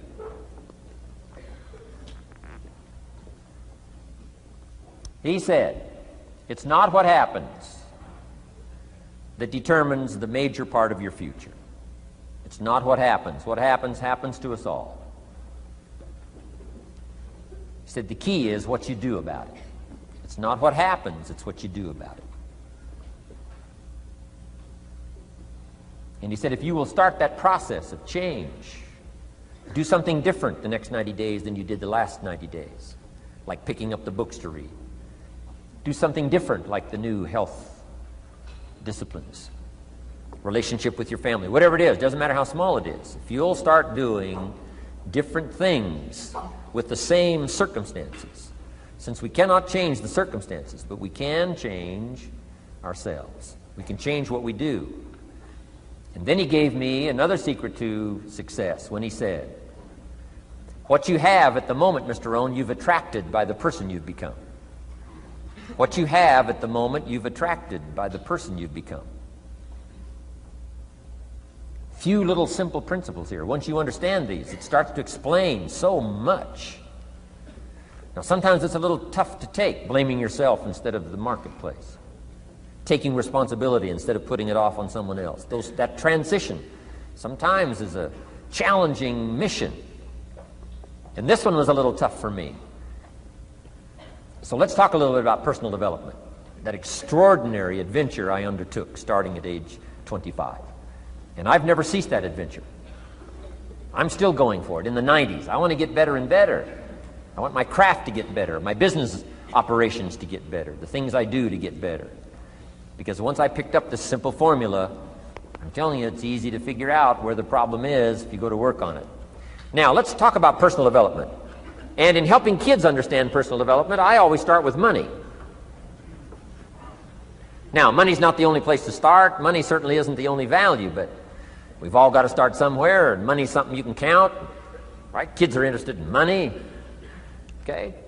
A lot of things are a little tougher to measure, but economics is pretty easy, right? Because you can count. Okay, somebody says, how are you doing? You say, I don't know. Let's count. Now, this is not the only count. I understand that. There's a lot of other things to count.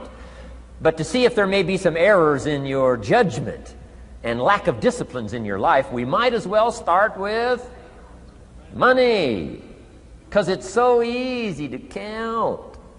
So let's just start there and see whether or not maybe we have messed up. Okay. So here's how I explain it to kids. We get paid for bringing value to the marketplace. Key to understanding economics. We get paid for bringing value to the marketplace. Marketplace is also described as reality. Reality, the marketplace. Now, it takes time. It takes time to bring value to the marketplace, but we don't get paid for time. It's very important for kids to understand, as well as adults. We don't get paid for time. Mistakenly, the man says, well, I'm making about $20 for an hour. Not true. Not true. If that was true, you could just stay home, have them send your money. No, it's not true. You don't get paid for the hour. You get paid for the value you put in the time. So we don't get paid for time, we get paid for value. Now, since that's true, here's one of the key questions of the afternoon. Is it possible to become twice as valuable and make twice as much money in the same time? Is it possible to become 3 times as valuable as you now are and make 3 times as much money in the same time? Is that possible? Of course. If you want to really emphasize something, that's a good phrase, Stuart. Of course. Of course. Okay.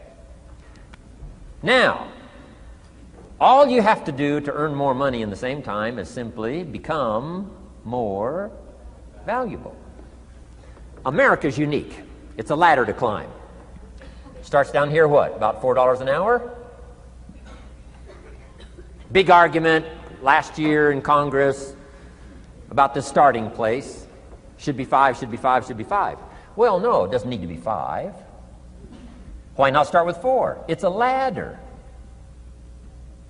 Right? This is not a bed. This is a ladder. This is a ladder to climb. Starts at $4. Now somebody says, well, should be 5, should be 5. Well, maybe. If you're going to stay at the bottom for the rest of your life, it probably should be 5. But that's kind of a pitiful way to live. Start and not grow. Start and not change. Start and not become more valuable. Hey, the whole scenario of life is to start, number 1, and what? Become more valuable, number 2. So America's a ladder to climb. Starts at $4 an hour, and the more valuable you become, you just keep moving up the ladder. Top income last year, what, 52 million? Guy that runs Disney? Would a company pay somebody for 1 year's work $52 million? And the answer is, of course. This is one of those of course places. Of course. If you help a company make $1 billion, would they pay you $52 million? The answer is, of course. It's chicken feed. I mean, it's not much money. Now, why that much money? Because he has become so valuable. Now, why would we pay somebody only $4 an hour? They're not very valuable to the marketplace. Now, we got to make that distinction, to the marketplace. Might be a valuable brother, a valuable member of the community, a valuable member of the church, valuable member in the sight of God, to the human family, of course, those kind of values. But to the marketplace, which is called what? Reality. Reality is, if you're not very valuable, you don't get much money. Those are called the facts. I mean, that's how that is. Well, then, how do you get more money? Simple answer. Somebody says, well, I'll go on strike for more. Well, here's a major problem with that. Here's a major problem with that. You can't get rich by demand.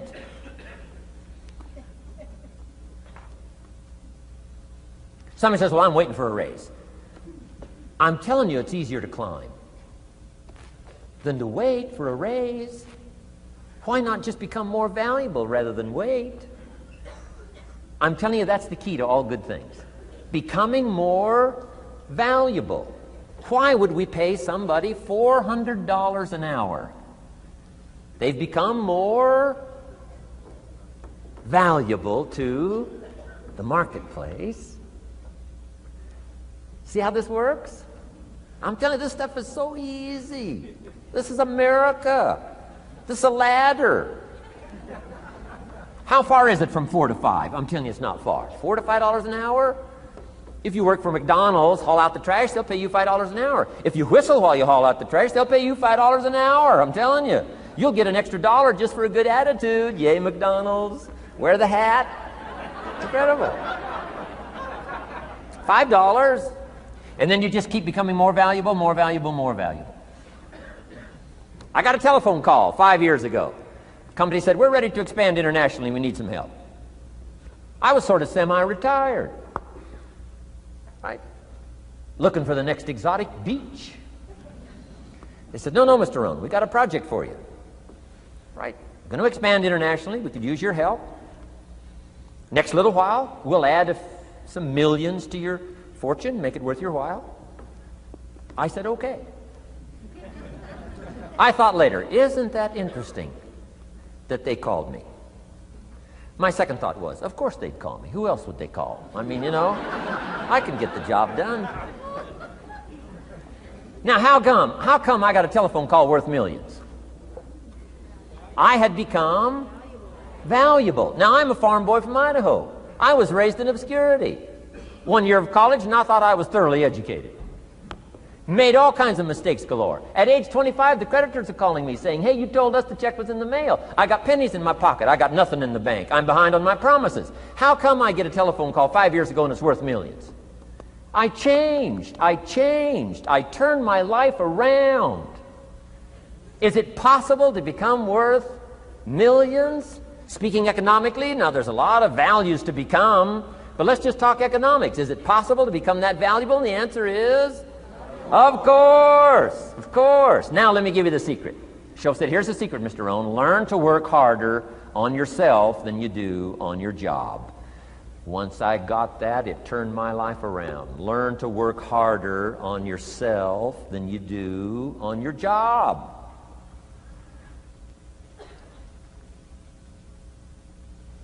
He said, if you work hard on your job, you'll make a living. If you work hard on yourself, you can make a fortune. Wow. If you would have known me at age 25, you would have said, Jim Rohn's a hard worker. If you'd have known me, you'd have said that. I'm the guy, I don't mind coming a little bit early, staying a little bit late. I don't mind that. You'd have said, well, Jim Rohn's a hard worker. You say, well, how come he's got pennies in his pocket and nothing in the bank and behind on his promises? Well, I was a hard worker, but I was working hard on my job, not on myself.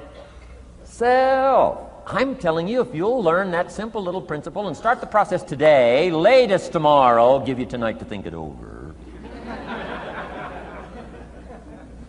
and start this whole process of personal development, work on yourself, make yourself more valuable to the marketplace. I'm telling you, you can so dynamically change your income, and economics is the least of the values that you can start earning in terms of equity if you'll start working harder on yourself than you do on your job. Work hard on yourself and develop the skills. Work hard on yourself and develop the graces. All of the stuff necessary to become more valuable to the marketplace. I'm telling you, your whole life can explode into change. Promotions, no problem. Becoming more valuable to the company, I'm telling you, no problem. Money, no problem. Economics, no problem. Future, no problem. If you just go to work on the right thing. Not get things out there to change. Don't try to change the seed. Don't change the soil. Don't change the sunshine. Don't change the rain. Don't change the mix of seasons. Let the miracle of everything that's available work for you, and start working on the inside. Work on your philosophy. Work on your attitude. Work on your personality. Work on your language. Work on the gift of communication. Work on all of your abilities. And if you'll start making those personal changes, I'm telling you, everything will change for you. Now, let me give you another scenario on personal development. It's called the 4 major lessons in life to learn. Before we get to the 4 major lessons in life to learn, let me give you a key phrase for your notes. Here it is. Life and business is like the seasons. Life and business is like the seasons. Frank Sinatra sings, life is like the seasons. Now, here's one of the key phrases that changed my life. Starting at age 25, you can see this whole scenario. Personal development for me began. I've never been the same since. Here's the next key phrase. You cannot change the seasons, but you can change yourself. You can't change the seasons, but you can change yourself. My best hope, right? When I'm 25 years old, my best hope was to go through the day with my fingers crossed saying, I sure hope things will change. I sure hope things will change. It seemed to be my only way for my life to get better if things would change. Here's what I discovered. It isn't going to change. It isn't going to change. I did a seminar one time for Standard Oil executives and management in Honolulu, now known as Chevron. And we're talking economics one day around the conference table. And one of them said to me, Mr. Rohn, you know some fairly important people around the world. You have a chance to travel internationally. Can you tell us what you think the 80s are going to be like? Now you can tell how far back this goes. He said, what do you think the 80s are going to be like? And I thought for a moment, and I said, gentlemen, I do know the right people. And I do have some experience, I think I can tell you. So they all leaned in a little closer, and I said, gentlemen, based on the people I know and based on the best of my own experience, I think in the 80s it's going to be about like it's always been. Aren't you glad you came today? I mean, that's inside stuff. I don't just spread that around everywhere. It's going to be about like it's always been. It isn't going to change. To hope that it'll change is called whistling in the wind, being so naive, hoping for something that isn't going to occur. I can give you the shortest history lesson that you can imagine in one sentence. What describes human history on the spinning planet the last 6,500 years? Let me describe it for you in one sentence. Here's human history in one sentence. Opportunity mixed with difficulty. That's about as simple as you can put it. And opportunity mixed with difficulty isn't going to change. The man says, well, if it isn't going to change for the future, if it isn't going to change in the 90s, how will my life ever change? Answer, when you change. And if you will change, everything will change for you. Your bank account will change, your income will change, your future will change, the ability to acquire your dreams will change, it'll all change if you will change. And now let's go through the scenario of the seasons. Life and business is like the seasons. Let's cover them. Here's number one, major lesson in life to learn. Learn how to handle the winters. You say, well, Mr. Rohn, a lot of this stuff is fairly obvious. That's true. Just need somebody like me just to come along and remind us. This is what this is called today, a reminding session. I got no new truth for you to discover. This is all old stuff. We just need to hear it again. Somebody get on our case a little bit, right? We all need that. Here's number one lesson, learn how to handle the winters. That's obvious. The winters come right after falls. And pray tell how often? Every year, according to written history, for the last 6,500. To cross your fingers and say, I hope it doesn't come. I'm telling you, we call that naive. Now, there's all kinds of winters. Not just the winter of the season, but there's all kinds of winters. Winter time, the down time, the discouraging time. One writer called it the winter of discontent. The winter when you can't figure it out, the winter when it all goes wrong. Economic winters, social winters, political winters, and personal winters. When your heart is smashed in 1,000 pieces, the nights are unusually long. It's called winter time. Barbara Streisand sings, it used to be so natural to talk about forever, but used to be's don't count anymore. They just lay on the floor till we sweep them away. You don't sing me love songs. You don't say you need me, and you don't bring me flowers anymore. A song of winter. But hey, we're acquainted with all those winter scenarios. We've been through them all. Now the question is, what do you do about the winters? Well, you can't get rid of January by tearing it off the calendar. But here's what you can do with the upcoming winters of your life. The long ones, the short ones, the easy ones, the more difficult ones. Here's what you can do. Get wiser and stronger and better. Just make a list of that trio of good words. Wiser, stronger, and better. To challenge for yourself the upcoming winters of your life, don't you think you could read more? Pick up the scenario, pick up the books, pick up the cassettes. That's why we put some stuff on cassettes so you can listen to it. Put it in books so you can read it. Now putting it on video so you can see it. I'm telling you, anybody that wants to can get wiser. Next is stronger. Anybody can get stronger. If you're willing to do the push-ups, you can get stronger. If you're willing to put yourself through the paces, you can get stronger. Can you develop stronger skills? And the answer is yes. Start practicing. And you can get stronger. Can you get stronger in handling life situations? Of course. But you got to go to work on yourself. You can't blame out there wishing it was easier. Wish you were stronger. And here's the last one, get better. Anybody can get better. Language, we can all get better. I've been lecturing now for 33 years, and I'm telling you, today versus 33 years ago, I'm better. First time I gave a talk, I stood up, my mind sat back down. I mean, I've been through that whole deal. Opened my mouth, nothing came out for a while. My knees are banging together, the sweat's pouring off my face, I'm shaking like a leaf. It's called terror, in case you haven't tried it. Those first attempts. But I'm telling you, I got through it, and I did it again, and I got through it, and I did it again, and I got through it. And now, of course, I can lecture for a few hours in one day. Anybody can get better. Develop the skills, okay? Handle the upcoming winters. Don't wish away the winters. That's called naive. Wish for the skills. Wish for the strength. Wish for the wisdom. Here's the second major lesson in life to learn. Learn how to take advantage of the spring. Uniquely enough, spring follows winter. And pray tell, how often? 6,500 times. I mean, those are good odds. I'd gamble on it one more time. I mean, those are good odds. Every time. You can't beat those odds. Spring is called opportunity.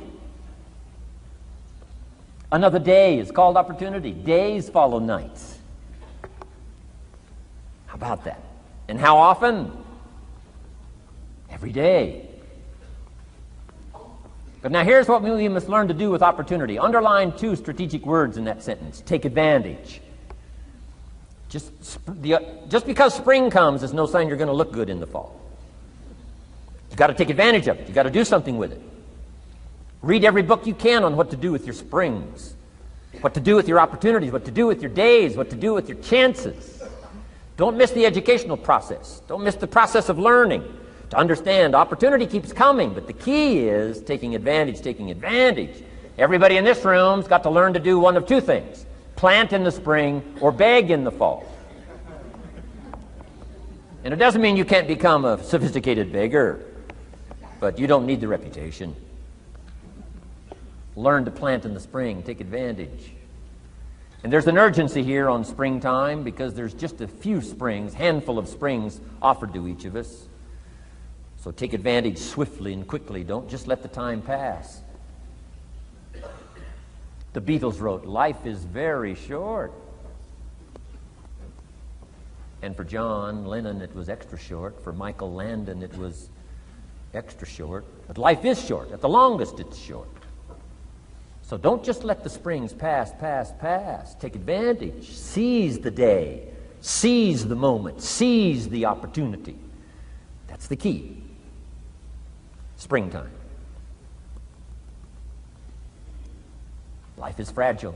Life is brief. Elton John sings, "She lived her life like a candle in the wind." It's fragile. It's brief. Whatever you're going to do, you got to get at it. Don't just let it pass away. Here's major lesson number 3. In the summer, learn how to nourish and protect. We've got 2 challenges in the summer in the personal development part of our life. And that is become capable and powerful enough in the summer and wise enough in the summer to nourish what's good and defend yourself against what's bad. Nourish and defend. The summertime is an interesting time.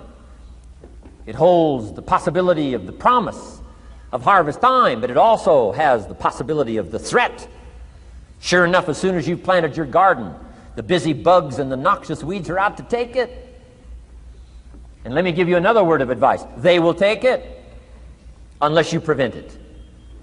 Summertime is an interesting time.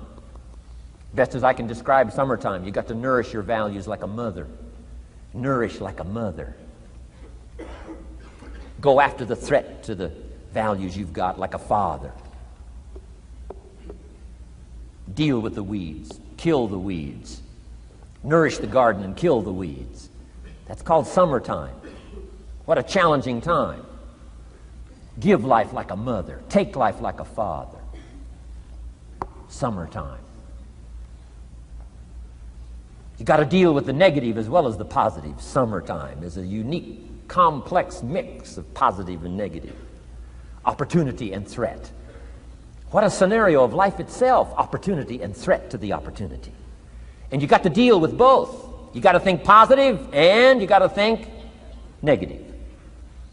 You got to handle what's ever out to threaten you. You got to learn to threaten it back. Summertime. Interesting time. Nourish like a mother. Defend like a father. You got to be like your bloodstream in the summer. Red corpuscles to what? Nourish. White corpuscles to what?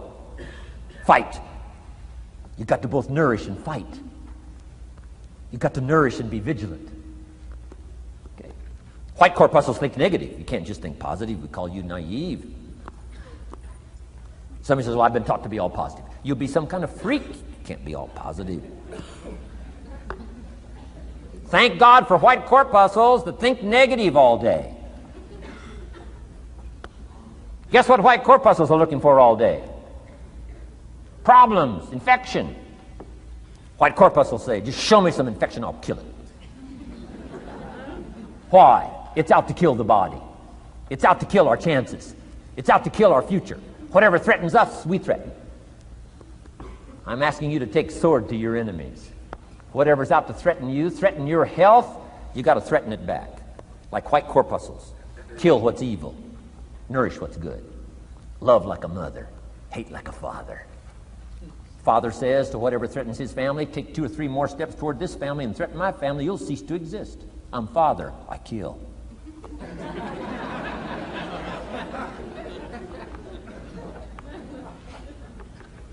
Don't let the weeds take your garden. Wreck your chances for a good harvest. Deal with your enemies in the summer. Called good and evil. The great struggle in life is called good and evil. Tyranny and liberty. Sickness and health. It's the way life is. Tyranny threatens liberty. Takes over Kuwait. Can't have that. If tyranny takes Kuwait, it'll take Saudi Arabia. If it takes Saudi Arabia, it'll take something else. Where are we going to stop tyranny? As soon as possible, lest it take the whole world value. So George Bush draws a line in the sand, consults with his allies, sends 500,000 troops to Saudi Arabia. Finally, Desert Sword, Desert Storm, takes on Saddam Hussein, drives him out of Kuwait. Why? Because it has to be done. The great struggle between liberty and tyranny, the great struggle between evil and good. And you've got to treat your own life the same. Says Saddam Hussein, you can't have Kuwait, can't have Saudi Arabia. Furthermore, we're going to kick you out. Hires Chief White Corpuscle, General Schwarzkopf.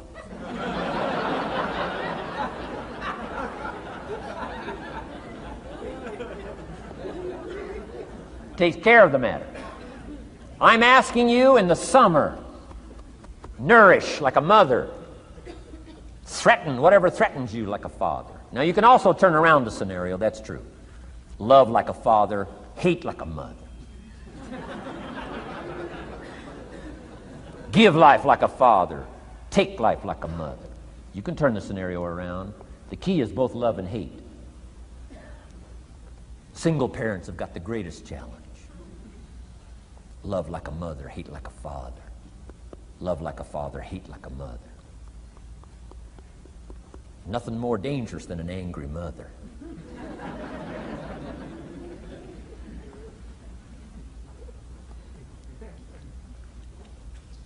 Beware the female species of the animal. They call her Black Widow spider. Why? Because when she finishes, there is no male spider.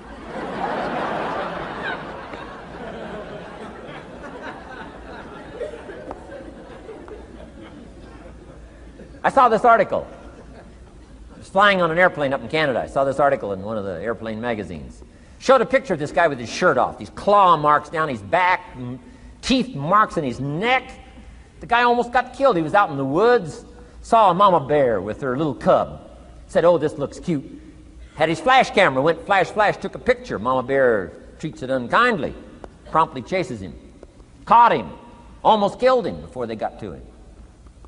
Beware mama bear. So, love like a father, hate like a mother. However you want to treat this scenario, it's very important. It's called summertime. Part of the personal development challenge is to be challenged to learn to nourish all of your values, from a garden to a family relationship, to a love affair, to a marriage, to a business, anything that's valuable to you called equity. You've got to nourish it, you've got to feed it, you've got to take care of it, but you've also got to defend it. It's called the way things are. Key. In the summer.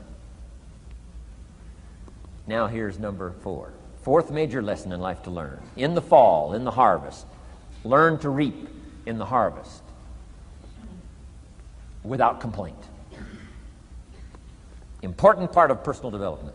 Reap in the harvest without complaint. Take full responsibility.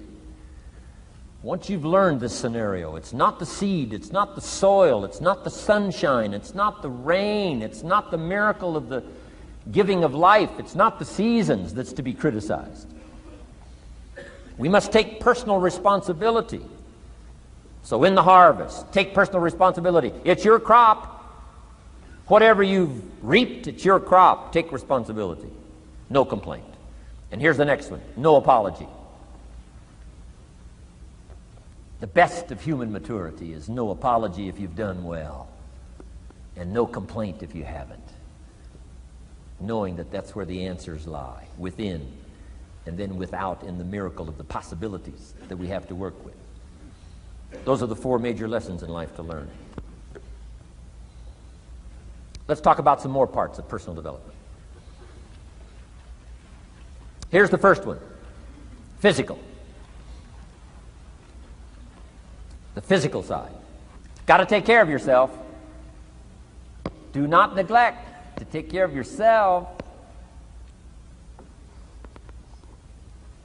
Good phraseology used in the Bible, in my amateur way, but let me put it to you best I can. Here's what it says. Treat your body like a temple. That's a good phrase, good suggestion. A temple meaning something you take extremely good care of. A temple, that's a good phrase. Treat your body like a temple, not a woodshed. A temple, a temple. Take good care. It's the only place you've got to live currently. The temple. Nutrition. My mother studied nutrition, passed it along to me, passed it along to my father, my children, my grandchildren. What a legacy that was. Learning to just take care of yourself. Key phrase. Some people don't do well because they don't feel well. They've got the gifts, they've got the skills. Maybe they just haven't taken care of themselves. They don't have the vitality. Key phrase. Vitality is a major part of success. Vitality. So take care of yourself. I know a guy that raises racehorses. I'm telling you, the guy feeds his horses better than he feeds himself. He's so careful how he feeds his horses. He's so careful what they eat. He's so careful that they get everything. And because of that extreme care, I mean, these are magnificent animals. They can run like the wind. But you ought to see this guy. 10 steps up a flight of stairs, and I mean, he's all out of breath. His horses can run like the wind, and he can hardly make it up the steps. The guy takes care of his animals better than he takes care of himself. Some people feed their dogs better than they feed their kids.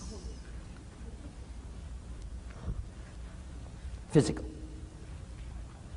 Now, there's all kinds of parts to physical. Here's one. Appearance is part of the physical. Never have a second chance to make a first impression. The physical side.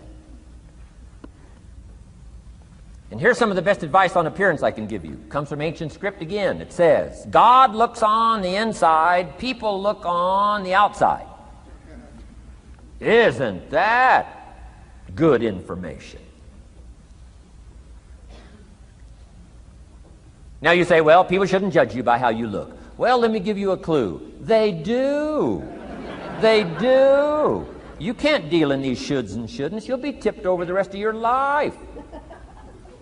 Now, of course, when people get to know you, they'll judge you by more than what they see. But at first, they're going to take a look.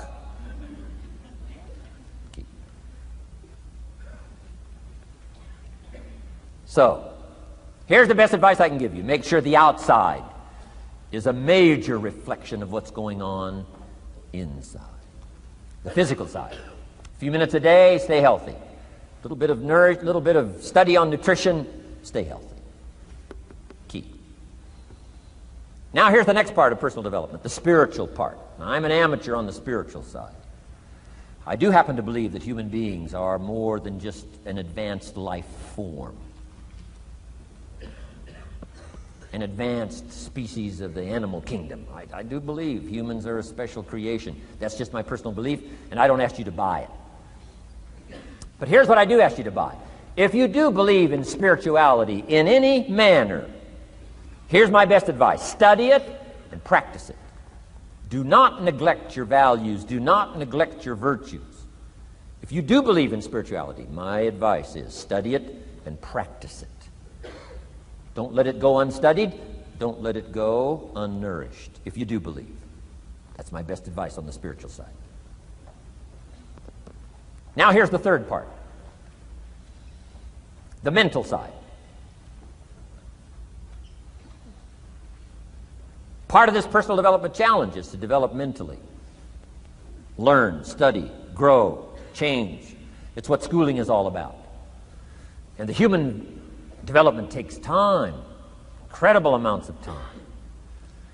That's why we've taken the time for this seminar. It just takes time. Some things you can't cover in a 20-minute speech.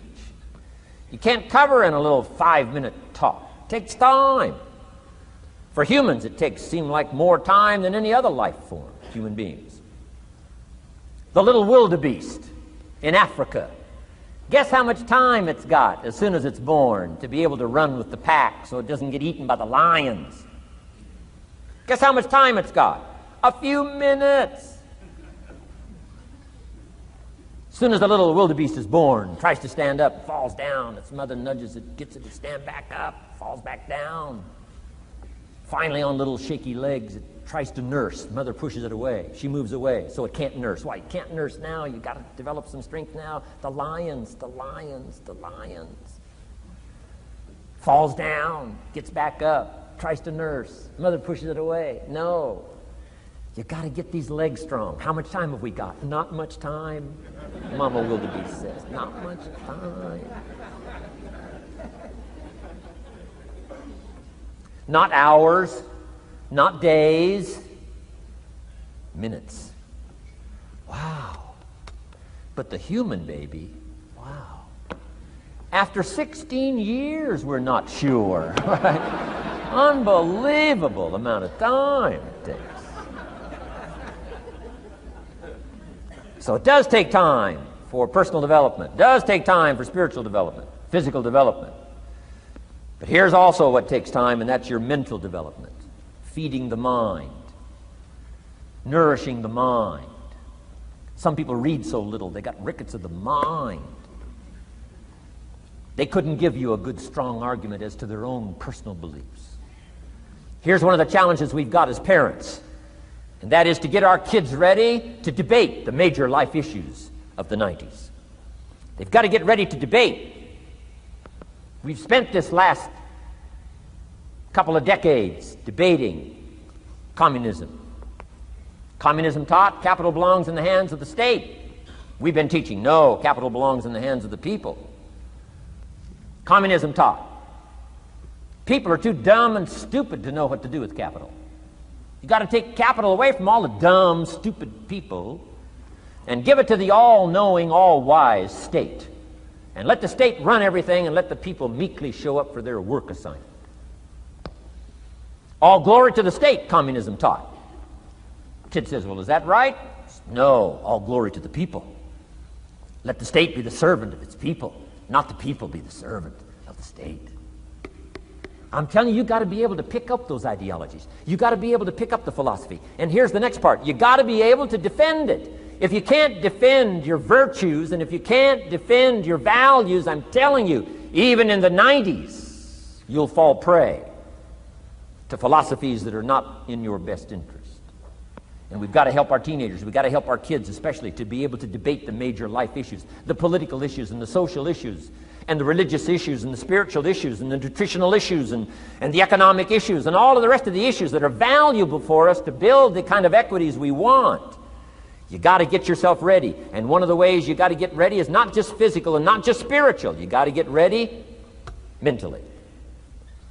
And this is where Shof went to work on me, to be ready mentally, to develop the philosophy and also be able to defend your virtues and your values. Let's go through it.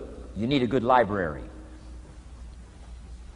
Shof got me started on my library.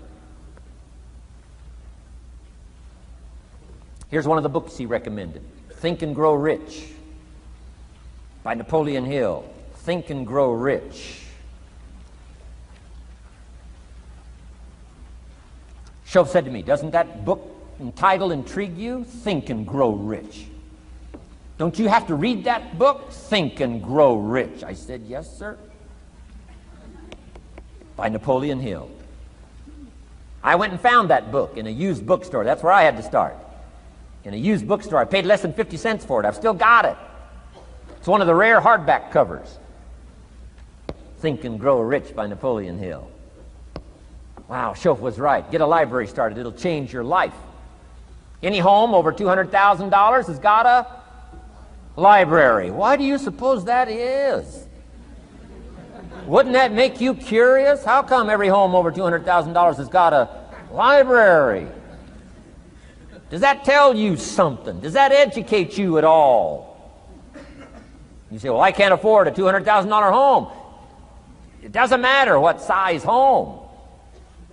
Take your present apartment, clean out a closet, call it your library, and start acting intelligent. And start this process like I did. Start developing a library. Here's what your library needs to show: that you're a serious student of health and life, spirituality, culture, uniqueness, sophistication, economics, prosperity, productivity, sales, management, skills, values of all kinds. Let your library show you're a serious student. Don't be casual in learning. Don't be lazy in learning. Okay. Information is the key. Okay. Learning is the beginning of wealth. Learning is the beginning of health. Learning is the beginning of prosperity. Learning is the beginning of democracy, the beginning of freedom. All values, all virtues start with the learning process. So don't be lazy in learning. Don't be lazy in gathering the library that'll teach you and instruct you. And I got that book, Think and Grow Rich. Some of the ideas in that book inspired me no end, helped me to change my life. Now, it's got some weird stuff in it. You know, it's got some weird stuff. Napoleon was weird, so you gotta separate out a little of this weird stuff. But you can do that. You can separate out the weird stuff, okay? Unless you're weird, just do the weird stuff. Anyway, remember, don't be a follower, be a student. That's the key to all books. Don't be a follower, be a student. Okay. Another book he recommended. Help Me Become Financially Independent. We're going to cover that before we finish this afternoon. The book was entitled The Richest Man in Babylon. The Richest Man in Babylon by George Clason, C-L-A-S-O-N. This little book, The Richest Man in Babylon, I use it as a textbook teaching teenagers how to be rich by 40, living in America. 35 if you're extra bright. Much sooner if you find a unique opportunity. I got rich by the time I was 31, didn't wait till 35. If you find a unique opportunity. So we'll get into that after we come back from our next break. Richest Man in Babylon. Get your library started. Here are some key sections to put in your library called mental food. In fact, we call it food for thought. It's so important to nourish the mind, not just the body, but nourish the mind. Key phrase. Now it needs to be well balanced. You can't live on mental candy. Somebody says, well, I just read this positive stuff. That's too second grade. You've got to get out of second grade. You can't just be inspired. You've got to be taught. You can't just be inspired. You've got to be educated. Key. Here's a good book. It's called How to Read a Book. Good title. How to Read a Book by Mortimer Adler. In this book, How to Read a Book, Mortimer, you know, is the chief editor of the new Encyclopedia Britannica. A good set of books, right, to have in your library. The Encyclopedia Britannica, chief editor, Mortimer Adler. He's in his 80s. He's still active, still writing books. I've got several of his books. The 6 Great Ideas, a lot of books. Mortimer Adler. But he wrote this book, How to Read a Book. Now, in this book, How to Read a Book, not only does he give you some good suggestions on how to get the most out of a book. It's one thing to read it, it's another thing to get the best out of it. He'll give you some techniques on how to get the best out of a book. It's very good. But here's what's also in his book, How to Read a Book, a list of what he calls the best writings ever written. The best writings ever written. I've used it as a centerpiece for my library. So I'm just asking you, take a look. If it suits you, fine. If it doesn't suit you, hey, keep looking until you find something to suit you. But well balanced. Let me give you some of that balance. Number one, history. We've all got to have a sense of history. American history, national history, international history, family history, political history. We all need a sense of history. Shortest history lesson. Opportunity mixed with difficulty. No matter how far back you go, 1,000 years ago, 2,000 years ago, 3,000, 4,000 years ago, I'm telling you, it all reads the same. Once you understand the thread that it isn't going to change, then what's going to change for my life? Answer, looks like I'm going to have to change. History helps us to understand how it is, what there is to work with, seed, soil, sunshine, rain, and what human beings have done with it in the past. And how many of them have, like I did by age 25, they have messed up. That's what history's for. Be a good student of history. Here's a good book, Lessons of History by Durant. Lessons of History by Durant. This little book is only 100 pages, but I'm telling you, it's so well written, you'll be intrigued, as I was. This little book, Lessons of History by Durant.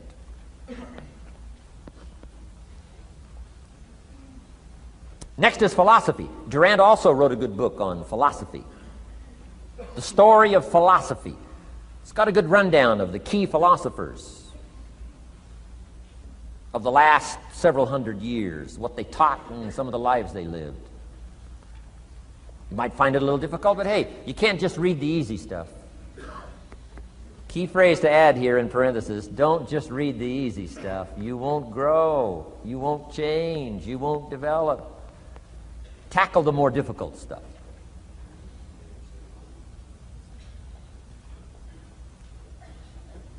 Next, novels. Novels are good.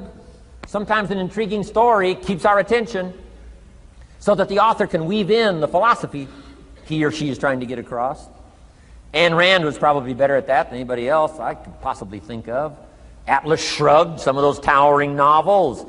The novel kept us intrigued, but guess what she was doing all the time? Feeding us her philosophy, feeding us her philosophy. Now, whether you agreed with her philosophy or not, you had to admit she was really good at getting it out there, weaving it through the story, in the dialogue and in the speeches and in the text. Fabulous. Novels. Novels are good. Now, here's a little personal advice. Skip the trash. I mean, you know. Someone says, well, sometimes you can find something valuable in a trashy novel. I wouldn't go through it to find it. You can find a crust of bread in a garbage can, but I wouldn't go through it. Number one, you don't need the reputation. So, not enough time to read the brilliant stuff, the good stuff. Skip the trash, really. My personal advice on personal development, becoming more valuable than you are. Key. Next is biographies and autobiographies, the stories of successful people, unsuccessful people. There's some dramatic stuff, right? Over the last 100 years, it's been written, biographies and autobiographies. Here's one of the best, the Bible. The Bible is a unique book because it's got a list of human stories on one side of the ledger, another list of human stories on the other side of the ledger.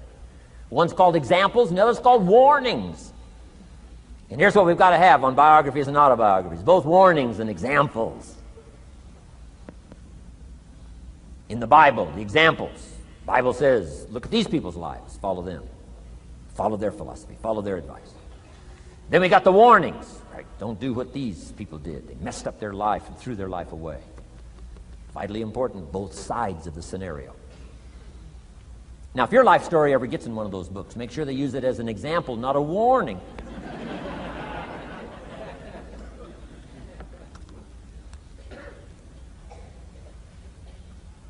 Also, we need balance, both sides, balance, good and evil, biographies, autobiographies.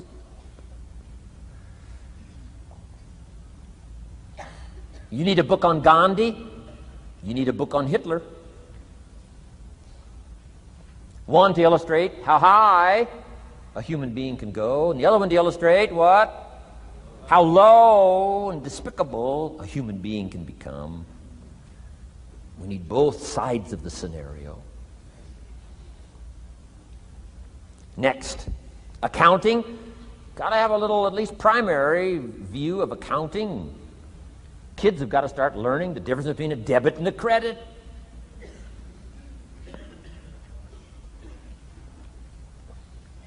Next is law. We all need, right, a little bit. You don't have to be a lawyer, but you got to know contracts, what to sign, what not to sign, backups, good advice, how to be safe rather than sorry. All of us need a little law, not a lawyer, but a little law, especially these complicated days. Everything's in court these days. I learned this the hard way. Company wanted to borrow money a long time ago, up in Canada. Company wanted to borrow some money. The bank said, well, yes, we will loan the company the money if Mr. Rohn will sign personally. And I wanted to play hero, and I knew the company could pay it back. $250,000. So I signed. No problem. Sure enough, within less than a year, they paid it all back. $250,000. I am now a hero. Well, about a year later, this company gets in financial trouble. They go back to the bank and borrow this $250,000 again. I said, I hope my phone doesn't ring because I won't sign the note this time. Because I knew they were in trouble. I knew they were probably going to go bankrupt. My phone never rang. I'm off the hook. Sure enough, within less than a year, the company goes bankrupt. Can't pay. But I get this letter from the bank saying, Dear Mr. Rohn, since the company cannot perform its obligation and pay this $250,000, and since we have here your personal guarantee, would you please send us your check for $250,000? I said, hey, hold it. There must be some mistake here. I signed that first note, and they paid it all back. I wouldn't have signed the second note. I didn't sign the second note. Well, what I didn't know I had originally signed was a continuing guarantee. So now I know what the word continuing means.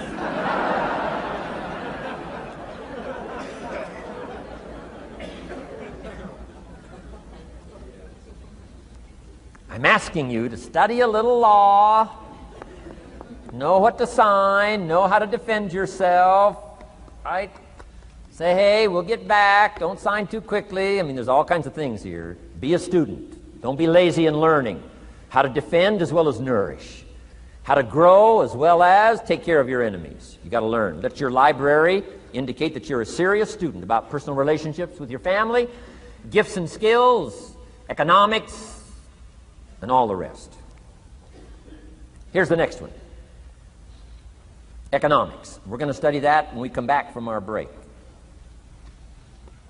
Economics. We're going to cover, especially for the kids today, how to become financially independent. We're going to let the adults listen. I've been teaching kids for the last 18, 19 years how to be rich by 40, 35 if you're extra bright. Most kids think they're extra bright. They go for 35. Or much sooner if you find a unique opportunity. We're going to get into that. Be a student of economics. Next, culture, sophistication. Don't leave that out of your life. Culture, sophistication. Culture is part of the fabric of the nation. Culture is what makes us different than dogs and animals. Culture is what makes us different from the barbarians. Culture, sophistication. Be a student of the dance and the art and the music and all the rest of those extraordinary human values that are possible for us all to participate in as well as to enjoy. Be a student of culture. And the last one is spirituality. Study it from the Bible and all the related books about spirituality. If you're a believer, study and practice. Let your library show you're a serious student. Next, keep a journal. Shelf said, Mr. Rohn, not only be a student, but the good ideas that you develop from the books, Keep a separate journal. Write all this stuff down. Here's what he said. Don't trust your memory. If you're serious about becoming wealthy and powerful and sophisticated and healthy, influential, cultured, unique, keep a journal. Don't trust your memory. If you listen to something valuable, write it down. If you come across something important, write it down. Write it down. Now, I used to take notes on pieces of paper and torn off corners and backs of old envelopes and restaurant placemats and long sheets and narrow sheets and little sheets and pieces thrown in a drawer. Found out, best way, keep a journal. I've been keeping these journals now since age 25. It makes up a valuable part of my own learning, and it's a valuable part of my library. My own journals now form a good portion of my own library. The stuff. I'm trying to get kids to do like I do, be a buyer of empty books. Kids find it interesting I'd buy an empty book. Especially at my status in life. What did I pay for this one? $26. Kids say, $26 for an empty book? Why would you do that? Well, the reason I paid $26 is to press me, to see if I can't find something worth $26 to put in here. And I'm telling you, all my journals are private. But if you got a hold of one of my journals, you wouldn't have to look very far until you would say, this is worth more than $26. I must admit, if you got a glimpse of Mr. Rohn's journals, you'd have to say he is a serious student. Not just committed to his craft, but committed to life, committed to skills, committed to learning, to see what I can do with seed and soil and sunshine and rain and miracle and possibilities and turn it into equities of life and treasure, family relationships, enterprise, sales, management, gifts galore, everything you want, all available, especially in America. I'm asking you, keep a journal. I call it one of the three treasures to leave behind. Let me give you that. One of the three treasures to leave behind. Number one is your pictures. Take a lot of pictures. Did you ever look back, right? 2 or 3 generations, just a handful of photographs way back there. Wouldn't it be something if there was album after album, thousands of pictures to help tell the story? A picture's worth 1,000 words. Don't be lazy in capturing the event. How long does it take to capture the event? A fraction of a second. How long does it take to miss the event? A fraction of a second. Errors in judgment or disciplines. Take lots of pictures. Help tell the story. Click, click, got it. Click, click, got it. Keep. I go to Taiwan to lecture. Taipei, Taiwan. Grand Hotel. Neat place to do a weekend seminar. I got 1,000 students. Guess how many cameras?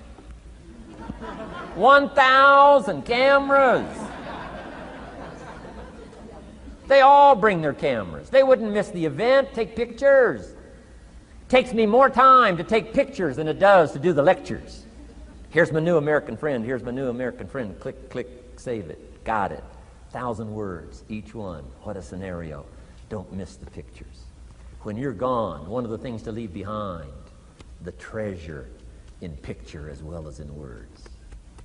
Keep. Next, your library. The library that you gathered, that taught you, that instructed you, that helped you to defend your ideals, that helped you to develop a philosophy, that helped you to become wealthy and powerful and healthy and sophisticated and unique. The library that helped you conquer some disease, the library that helped you to conquer poverty, the library that caused you to walk away from the ghetto, the library, the books that instructed you, fed your mind and fed your soul. Leave your library behind. One of the greatest gifts you can leave behind is your library. Stepping stones out of the darkness into the light. Your library. So leave your books behind. Your books will be more valuable than your couch.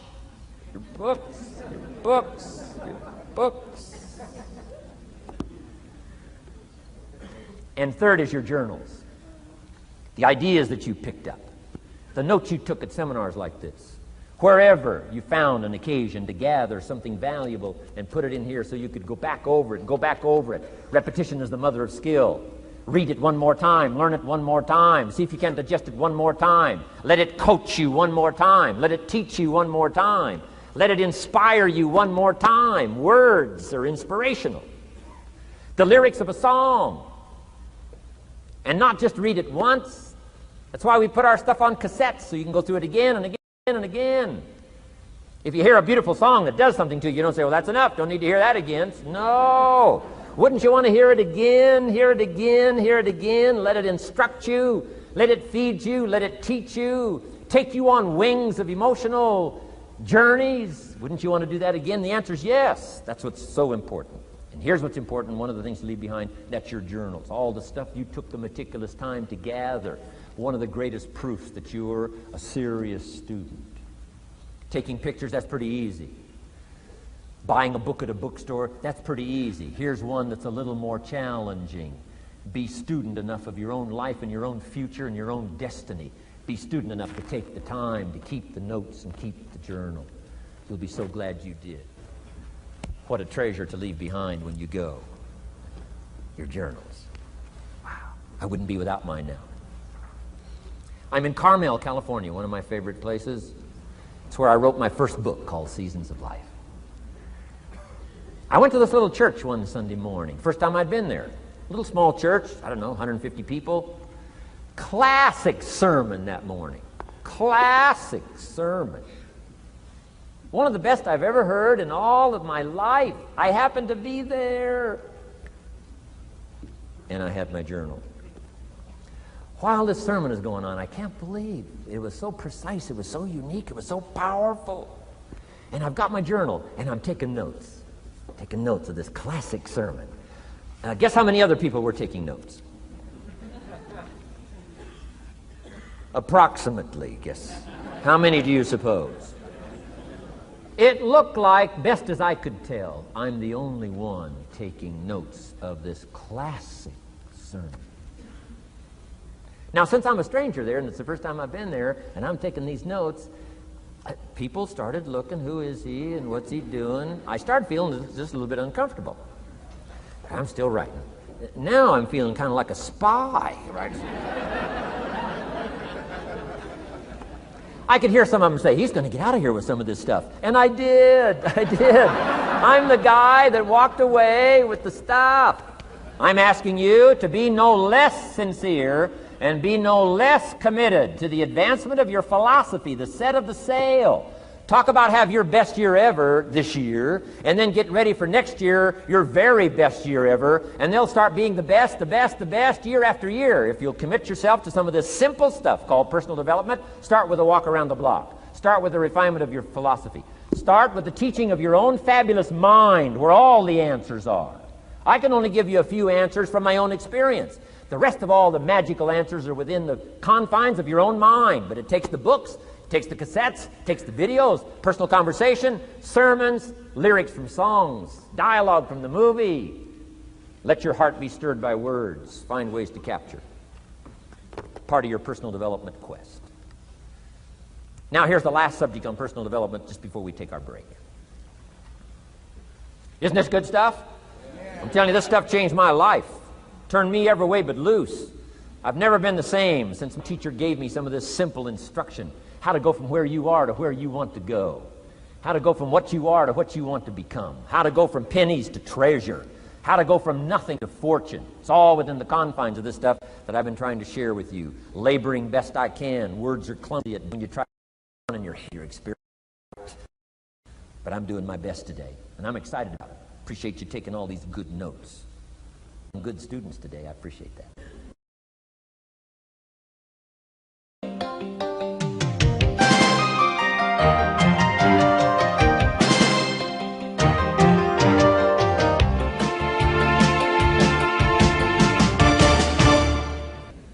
Develop these 5 abilities as part of your personal development quest. I call them the 5 abilities. Here's the first one. Develop the ability to absorb. The ability to soak it up like you're doing today. Be like a sponge. Don't miss anything. And not just the words. It's true, don't miss the words, but don't miss the atmosphere. Don't miss the color. Don't miss the scenario. Don't miss what's going on. Most people are just trying to get through the day. Here's what I want you to be committed to do. Learn to get from the day. Don't just get through it, get from it. Learn from it. Let the day teach you. Join the university of life. What a difference that'll make in your future. Commit yourself to learning. Commit yourself to absorbing. Be like a sponge. Get it. Don't miss it. I've got a personal friend of mine who's so gifted in this area. I think he has soaked up and remembers everything that's ever happened to him. He can tell you as a teenager where he was and what he did and what he said and what she said and how they felt and the color of the sky and what was going on that day. And the reason is because he gets it. He gets it. He gets it. I'm telling you, it's more exciting to have him go to Acapulco, come back and tell you about it, than it is to go yourself. He's unbelievable. He's got this extraordinary gift. And why is it? When he's there, he doesn't miss anything. Here's a good phrase for you to jot down. Wherever you are, be there. Be there to absorb it up. Be there to soak it up. Take a picture if you can. But take pictures of your mind. Let your soul and heart take pictures. Get it, capture it, absorb it. That's such an important ability to develop. The ability to get it, don't miss it. Don't be casual in getting it. Key phrase, casualness leads to casualties.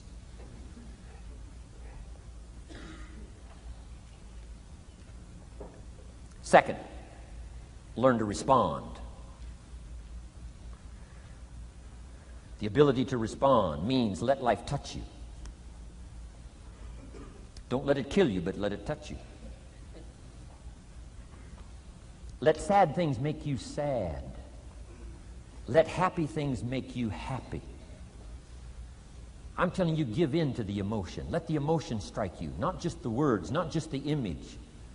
Let the feeling strike you. Let the emotion strike you. Here's what's important. Our emotions need to be as educated as our intellect. Our emotions need to be educated as well as our intellect. It's important to know how to feel. It's important to know how to respond. It's important to let life in. Let it touch you.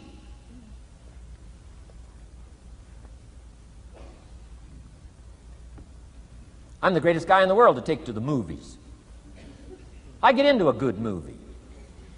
I want a good movie. Make me laugh, make me cry, scare me to death, teach me something, take me high, take me low. Just don't leave me as I was when I came in. Touch me, do something to me. Wow. I picked up the newspaper in Australia. The advertisement says, see Dr. Zhivago on the big screen. I said, my gosh, I got to go see it on the big screen. I'd seen it, 2 or 3 times before, but the big screen, I love the old theaters, right? The balconies and the chandeliers and the draperies and all the stuff, the big screen. So I go one more time, see Dr. Zhivago, and sure enough, I'm swept away one more time. Story of the Russian Revolution, Dr. Zhivago, and that whole scenario. I had always missed the importance of the ending of that movie until this time. The other times I missed it. I'm telling you, this time, I got it. Comrade General said, Tanya, how did you come to be lost? After he'd found her, right? Said, how did you come to be lost? And she said, well, I was just lost. He said, no, how did you come to be lost? She said, well, we were, the city was on fire when we were running to escape, and I was lost. He said, no, how did you come to be lost? And that's what she didn't want to say. He finally pressed her again. How did you come to be lost? And he said, well, she said, well, while we were running through the city and it was on fire, my father let go of my hand and I was lost. That's what she didn't want to say. Comrade General said, Tanya, that's what I've been trying to tell you. Komarovsky was not your real father. He was not. I'm telling you, I've been looking all over for you, and I think I found you. This man, my relative, Dr. Zhivago, the poet. I'm telling you, he was your father.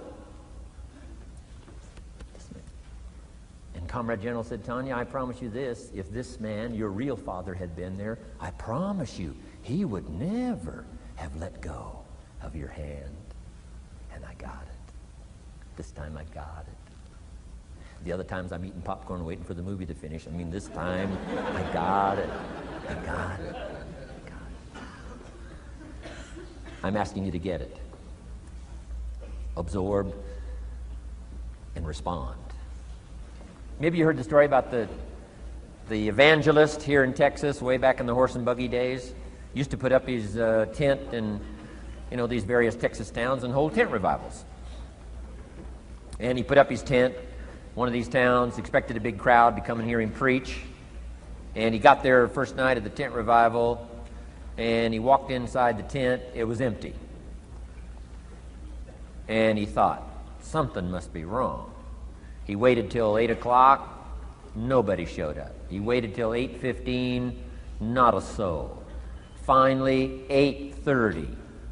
One lone cowboy wandered up on his horse, tied his horse up outside, came in, sat down on the front bench. Big empty tent. So the preacher thought, well, at least I better go down and talk to the cowboy. So he goes down and talks to the cowboy, and he says, "Cowboy, I don't know what to tell you." He said, "I'm the preacher. And this tent was supposed to be full of people." And he said, "Something's gone wrong. I really don't know what to do. I'm embarrassed." And he said, "I don't know what to do." And the cowboy said, "Well, I'm not a preacher. I'm just a cowboy, so I can't tell you what to do." But he said, "I know this. If I went out to feed my cattle and only one showed up, I'd at least feed it." So the preacher said, "Hey, the cowboy is right. If you've got a message to share, if there's one person or 1,000, don't let your ego get in the way. You should do the best you can." So he got kind of inspired by this conversation with the cowboy, jumped up on the platform, started preaching as if the tent was full of people. And he was so inspired, he just kept going, went for an hour and 15 minutes, hour and a half. Finally, wound down and quit. Come down off the platform, talked to the cowboy again, said, "Well, cowboy, what did you think of my sermon?" The cowboy said, "Well, I'm not a preacher, so I can't really tell. I'm just a cowboy. But," he said, "I know this. If I went out to feed my cattle and only one showed up, I'd feed it, but I wouldn't dump the whole load on it."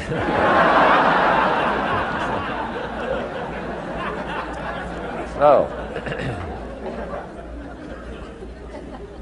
if it seems like we're dumping the whole load here today, I guess we really are. But you guys are working hard. Does anybody have 4 pages of notes? Oh, wonderful, wonderful. My job, I'm getting it done. Wonderful. We should give a prize one of these days for the most notes. Fantastic. I congratulate you. You're working as hard as I am. I appreciate that. Okay, we got some more work to do, so let's go to work. Everybody's okay? Say, "I'm okay." I'm okay. All right. I'd love to take you with me as my traveling audience. Wow. We've covered the first 2 abilities in the personal development quest. One is the ability to absorb, don't miss anything, pay attention. Good watchword for the 90s, pay attention. Things are moving so fast these days, you got to pay attention, pick it up, soak up the colors, soak up the sounds, soak up what's going on. Second, respond, let life touch you. Let the emotions affect you as well as the sights. Now here's the third ability. Develop the ability to reflect. Reflect means go back over. Study it again. Go back over these notes that you're taking today. Go back through the cassettes one more time. Read the text one more time. But there's more to it than that. Go back over your day. I call it run the tapes again, so that the day locks in firmly. Here's some good times to reflect. 1, at the end of the day. Take a few minutes at the end of the day. Go back over the day. Who'd you see and what'd they say and what happened? How'd you feel? What went on? So that you capture that day. A day is a piece of the mosaic of your life. Number 1, don't treat it casual.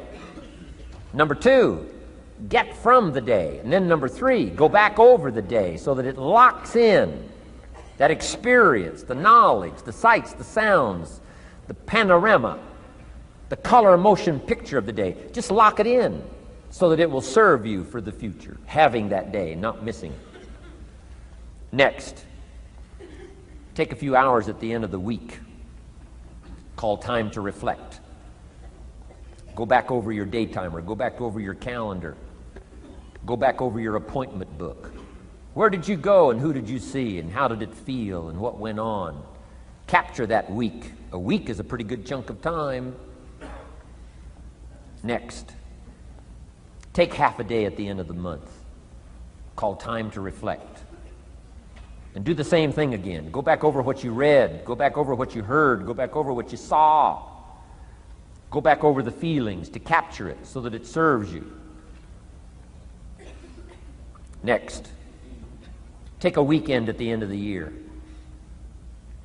to establish this year now firmly in your consciousness, firmly in your experience bank, so that you've got it, so that it never disappears. Good ability to acquire, the ability to reflect. Go back over. Remember. Remember. Remember. It's so valuable to be able to remember the thought, remember the idea, remember the experience, remember the occasion, remember the day, remember the weather, remember the emotion, remember the complexity, remember the highs, remember the lows. So valuable at the end of the day. Lock that day in. Lock the month in. Lock the week in. Lock the year in.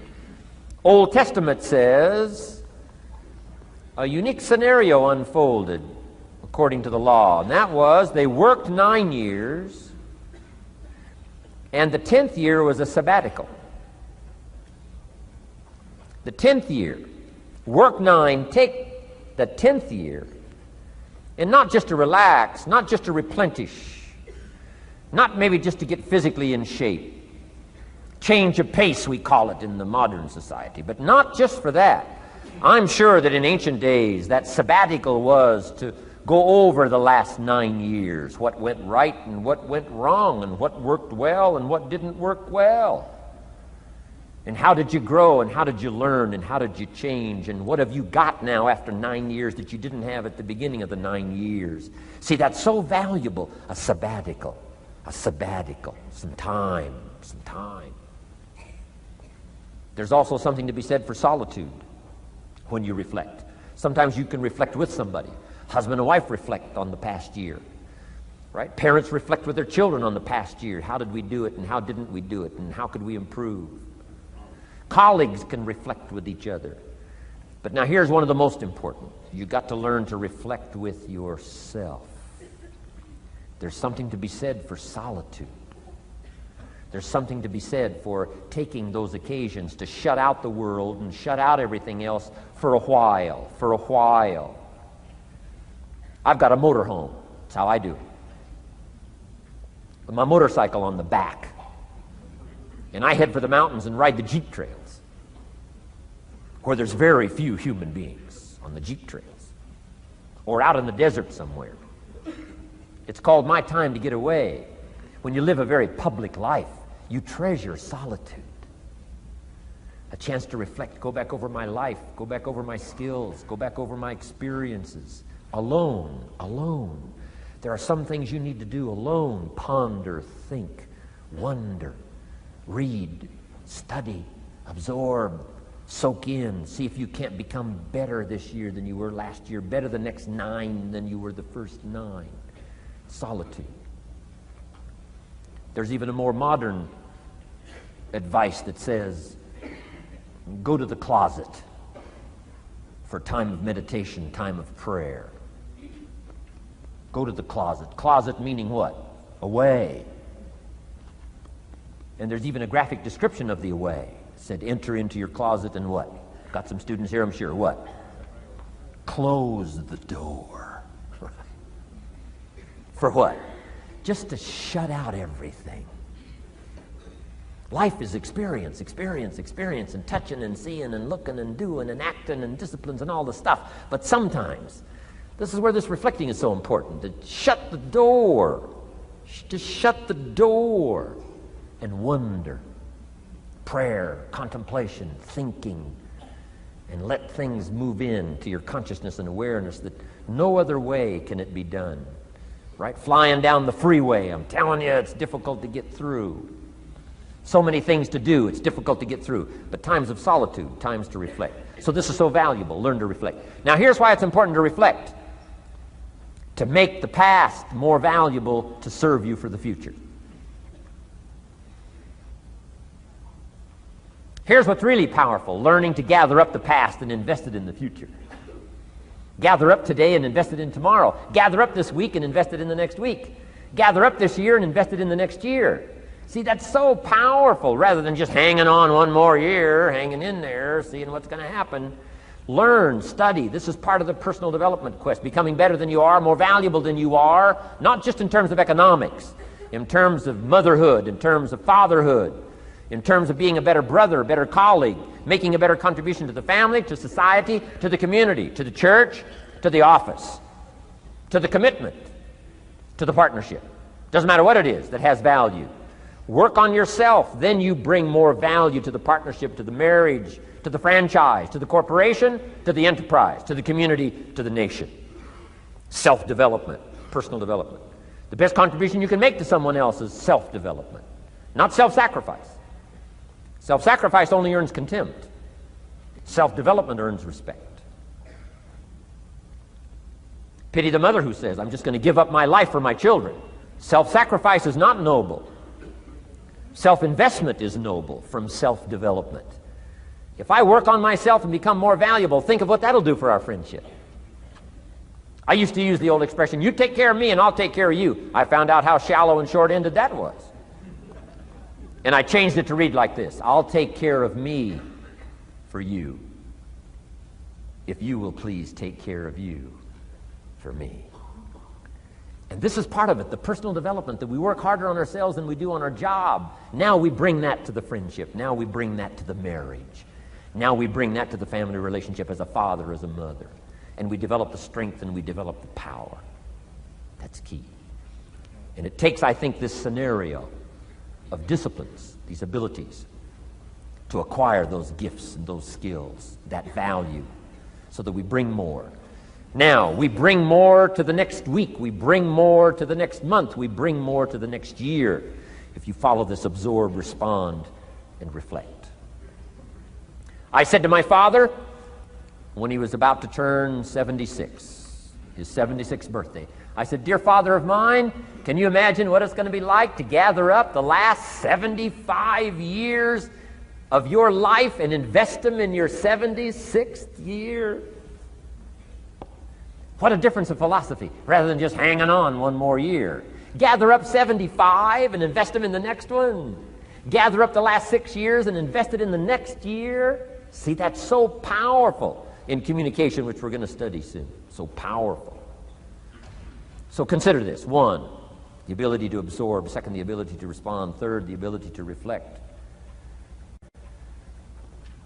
Here's number 4, develop the ability to act. Take action. Not hasty if it isn't required, but don't lose much time. Here's the time to act. When the idea is hot and the emotion is strong. That's the time to act. You say, Mr. Rohn, I'd like to have a library like yours. See, if you feel strong about that, what you got to do is get the first book and then get the second book. Before the feeling passes and before the idea gets dim, action pronto, action immediate, action as soon as possible. Because if you don't, here's what happens. We call it the law of diminishing intent. We intend to when the idea strikes us. We intend to when the emotion is high. But now if you don't translate that into action fairly soon, now the intent starts to diminish. And a month from now it's cold. A year from now, can't be found. So act. Set up a discipline when the emotions are high and the idea is strong and clear and powerful. That's the time to set up the discipline. Somebody talks about good health and you're stirred. Says, right, I need to get a book on nutrition. Get the book before the idea passes and before the emotion gets cold. Go for the book. Start the library. Start the process. Fall on the floor. Do some push-ups. Action. Got to take action. Otherwise, the wisdom is wasted. Otherwise, the emotion soon passes. unless you put it into a disciplined activity. Capture it. Disciplines is called how to capture the emotion and how to capture the wisdom and translate it into equity. Disciplines. Now here's what's important about disciplines. All disciplines affect each other. In fact, here's a good philosophical phrase. Everything affects everything else. Nothing stands alone. Don't be naive in saying, well, this doesn't matter. I'm telling you, everything matters. There are some things that matter more than others, but there isn't anything that doesn't matter. Okay. We all pity the man who says, well, this is the only place I let down. Not true. Key to take home. Every letdown affects the rest of your performance. Every letdown affects the rest. This is part of the educational process on personal development. If you don't take the walk around the block, you probably won't do the apple a day. If you don't do the apple a day, you probably won't start building your library. If you don't build your library, you probably won't keep a journal, and you won't take pictures, and then you won't do this, you won't do wise things with your money, won't do wise things with your time, won't do wise things with your possibilities and relationships, and the first thing you know, 6 years of that accumulated, and we say you have messed up. So the whole key to reversing that process now is to start picking up these disciplines. Now here's the positive side. Every new discipline affects the rest of your disciplines. Every new one affects the rest. That's why action is so important. The least action, the smallest action. Take it. Because when you start accomplishing and the value starts to return from that one action, it'll inspire you to do the next one and the next one and the next one. You start walking around the block, it'll inspire you to get an apple. Get an apple, it'll inspire you to get a book. Get a book, it'll inspire you to get a journal. Get a journal, it'll inspire you to grow, develop some skills. All disciplines affect each other. Every lack affects the rest. Every new affects the rest. The key is to diminish the lack and set up the new. And you've started a whole new life process. Key. Also, one more thought on discipline. Here's the greatest value of discipline. Self-worth. Self-esteem. People are teaching self-esteem these days, but they don't connect it to disciplines. The least lack of discipline, and it starts to erode our psyche. One of the greatest temptations is to just ease up a little bit, right? The slightest lack of doing your best starts to erode the psyche. Instead of doing your best, doing just a little less than your best. Sure enough. You say, well, it's just going to affect my sales. No, it's going to affect your consciousness. It's going to affect your philosophy. Now you've begun in the slightest way to affect your own philosophy. Here's the problem with the least neglect. Neglect starts as an infection. And if you don't take care of it, it becomes a disease. And one neglect leads to another. And the worst of all, when neglect starts, it diminishes our self-worth, our self-confidence, our self-value. You say, well, how can I get back my self-respect? I'm telling you, you don't have to go to 29 classes. All you have to do is start the smallest discipline that now corresponds to your own philosophy, like I should, and I could, and I will. No longer will I let neglect stack up on me so that I will have the sorry scenario 6 years from now, giving some excuse instead of celebrating my progress. That's the key to discipline. Okay? Let's get kids involved in the least of disciplines. One more, and then one more, and then another one, and then another one, and then some more. And the first thing you know, you're starting to weave the tapestry of a disciplined life into which you can pour more wisdom and more attitude and more strong feeling, more faith and more courage. Now you've got something, a vessel in which to put it, and now the equities start to flow. And the early return, I'm telling you, if you'll start this process, the early return will have you so excited, you'll commit yourself to this strategy for the rest of your life. You'll never go back to the old ways. Join a new crowd, join a new group. The disciplines to do it, take action. I recommended the last time I was here, the little book, Richest Man in Babylon, and I said, I've lectured now to over 3 million people in the last 33 years, and I've recommended this little book to almost all of them, I think. Guess how many have actually gone and got this little book? Answer, very few. My best guess is 10%. Such an easy thing to do. In that last seminar, right, I suggested this little book, number one, is easy to find. Number two, it's easy to buy. The most you can pay for it, $6, $7, $8. You can borrow that from your kids. And number three, it's easy to read. It's in story form. That's why I use it for teenagers, teaching them how to be rich by 40, 35, if you're extra bright, much sooner, if you find a unique opportunity. But if it's easy to find and easy to buy, and if it's easy to read, why wouldn't everybody go get it? We don't know. What do you know? You don't know. I don't know. Nobody knows. Here's how profound it is. Some do and some don't. Now here's the numbers. About 10% do. 90% don't or won't. And we don't know the mystery of that. And I'm telling you, 10 years from now, those numbers will still be the same. 10% will, 90% won't. The numbers don't change. Only the faces change. You're looking at one of the faces. I used to belong to the 90% who couldn't be bothered even if it was easy. Guess how many people have a library card? Wisdom of the world available. Transform your life in any value amount you want. By the way, how much is a library card in Texas? Free. Here's what free is. Easy. I mean, it can't be any easier than free. Somebody says, well, would you bring it by? Well, no. At least you got to go get it. No.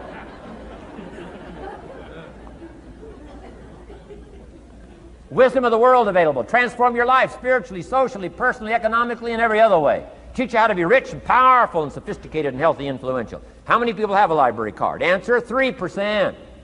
95, 97% couldn't be bothered. Guy specializes in happy hour, but he doesn't have a card.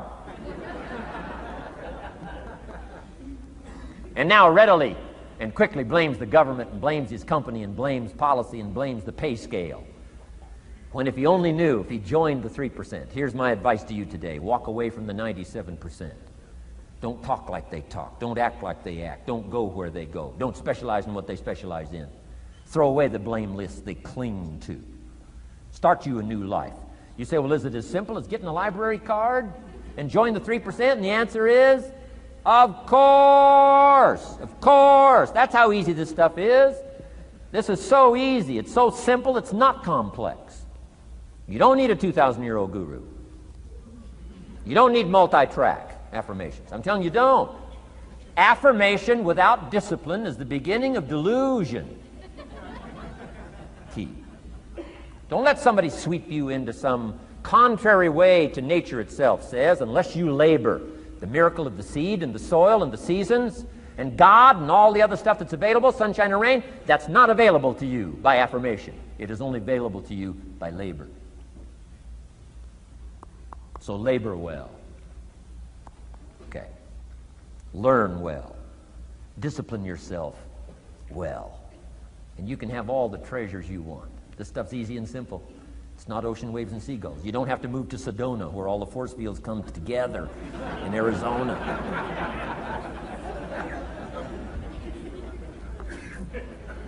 Let's teach our kids the simple ways to transform their health, number one. Their economics, number two. Their ability to communicate, number three. Their life and treasure and lifestyle, number four. Spirituality, number five. And the list goes on and on. Let's not leave out any of the least of disciplines that encourage us to do the next one, to do the next one, to do the next one. First thing you know, this whole scenario for you is spinning up instead of out of control on the negative side. This is all you got to do. It's as simple as this. It's as simple as a start, committing yourself to life change. And once you start down this road, I promise you, you'll join the 10% and the 3%. We're going to talk financial independence in just a little while. Guess how many people can retire from the income of their own personal resources when it comes time to retire? Answer, 5%. In the most independent country in the world, 95% are dependent, 5% are independent. Take charge of your own retirement. I'm telling you, if you take charge of your own retirement through personal development and all these skills we've taught today, plus what's coming up, financial independence, I'm telling you, take charge of your own retirement, you can multiply it at least by 5, maybe by 10, maybe by 20, maybe by 100. Let the government take care of it, some company take care of it, you got to divide by 5. Take charge of your own life, take charge of your own day, take charge of your own conversation, take charge of your own family, take charge of your own possibilities. And learn these skills, develop this kind of strategy, and I'm telling you, life will open up for you. Join the 3%, join the 10%, join the 5%, walk away from the 95%. In our Leadership Weekend we teach, find out what poor people read and don't read it.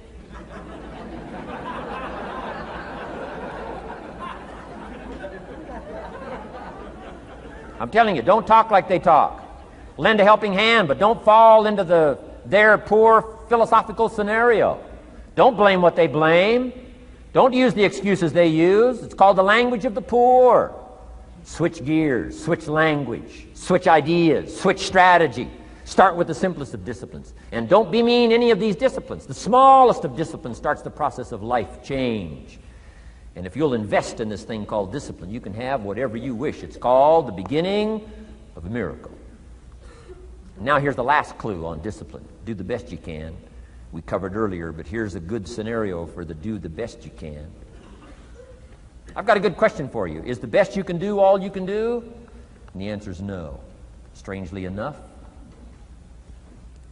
If we all fell on the floor right now and did as many push-ups as we possibly could, and let's say for some reason you haven't been into push-ups lately, I can't imagine why, but let's say the best you can do is 5. And you look up at the rest of us and say, hey, 5 is the best I can do. We can tell by the look on your face that's probably true. 5 is the best you can do. Now, is 5 all you can do? The answer is no. If you rest a little, you can do 5 more. Wow. And if you rest a little, you can do 5 more. And if you rest a little, you can do 15 more. How did we get from 5 to 15? It's a miracle.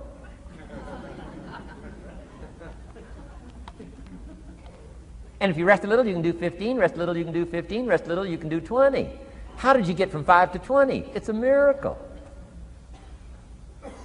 Did you know you can keep doing that? Do a little more, rest a little, do a little more, rest a little, and finally get up to 50 push-ups? Is it possible to get up to 50 push-ups? Of course. How do you go from 5 to 50? It's a miracle. How do you get a miracle going? Number 1, do what you can. Don't leave out what you can, from writing a letter to your mother in Florida. Start cleaning it all up. 2, doing the push-ups. Go from 5 to 50. It's a miracle. Number 1, do what you can. Number 2, do the best you can. Here's number 3, rest very little.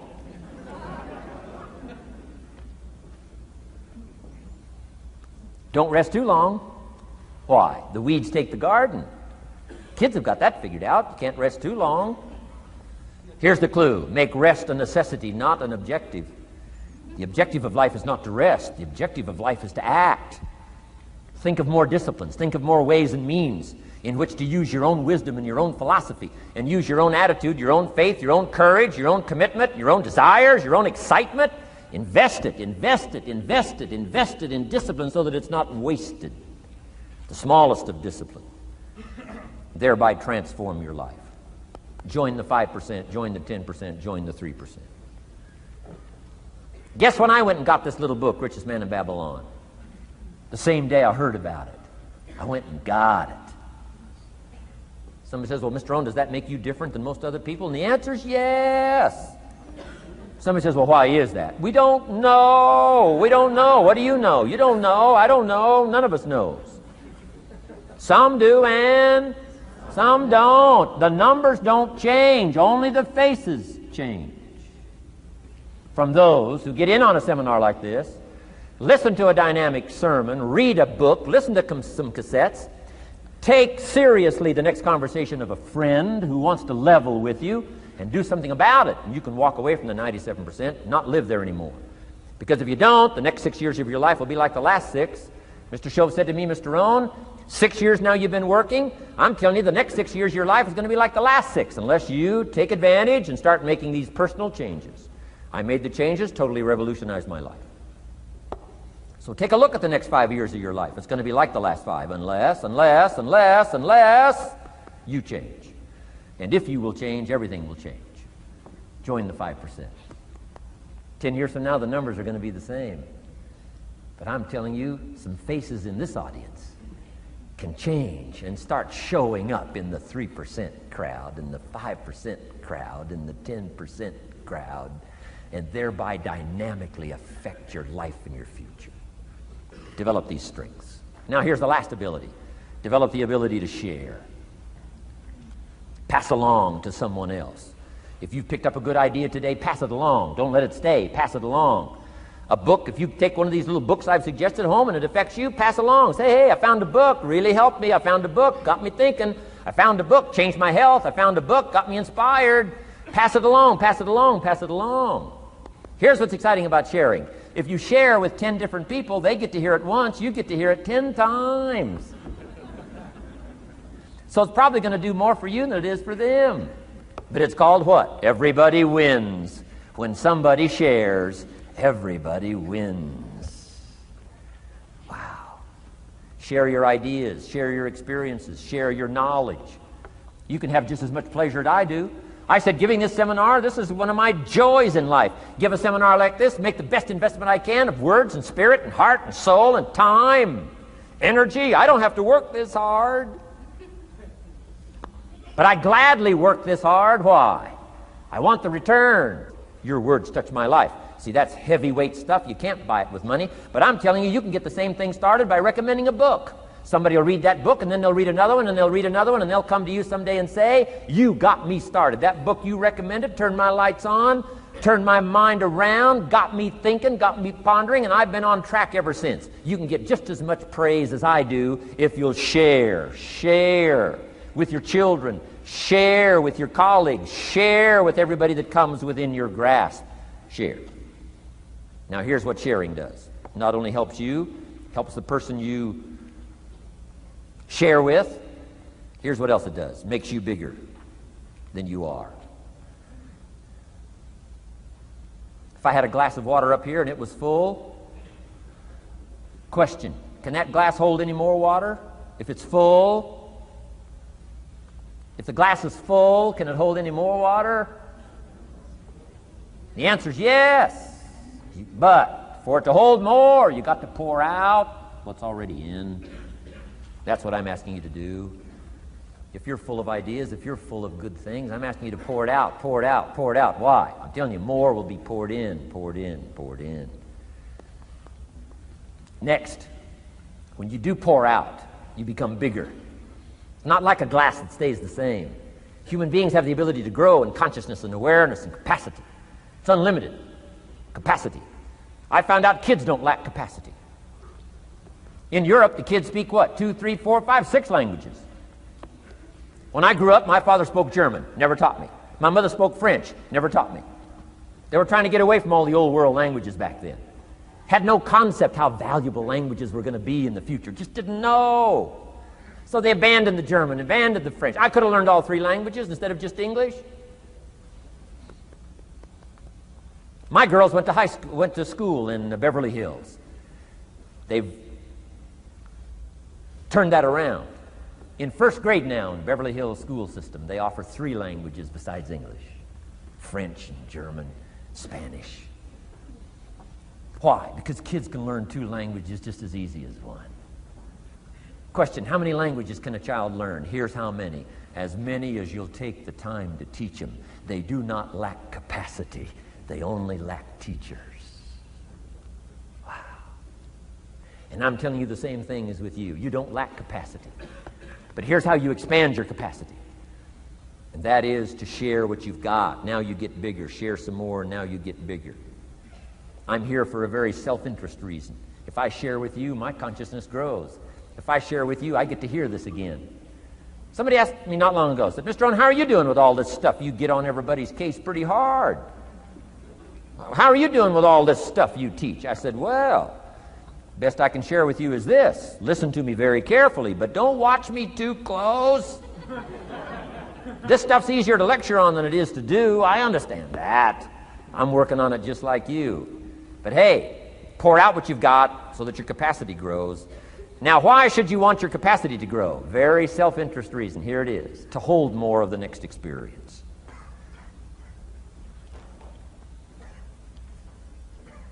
You mean to tell me that sitting in this audience, some people will get more out of it than others? And the answer is yes. If you haven't been into expanding your own capacity lately, you might not get much from this seminar. But if you've been into expanding your capacity, and you've been sharing, and you've been doing all this stuff, I'm telling you, no telling what all this could mean to you today, this chance to grow, change, develop, absorb, take in. I'm asking you to expand and grow so you can hold more of the next experience. Some people can't be very happy. You could pour happiness out on the whole world. Some people can't be very happy. Why? They're not big enough. If you're small, you don't get much. Small in comprehension, small in the ability to think and wonder, small in appreciation, no matter how much is poured out. Prosperity can be poured out on the whole country. Some people don't get much. Why? They're too small in their thinking, too small in their ability to share, have not expanded to their full capacity. Don't be like that. Now, some people aren't going to get much because they've got their cup turned upside down.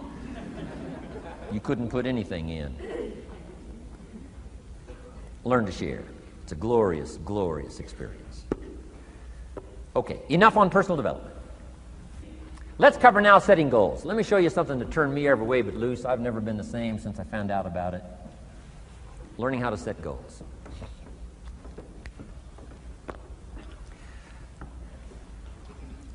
Not long after I met Mr. Schoaf, we're having breakfast one morning.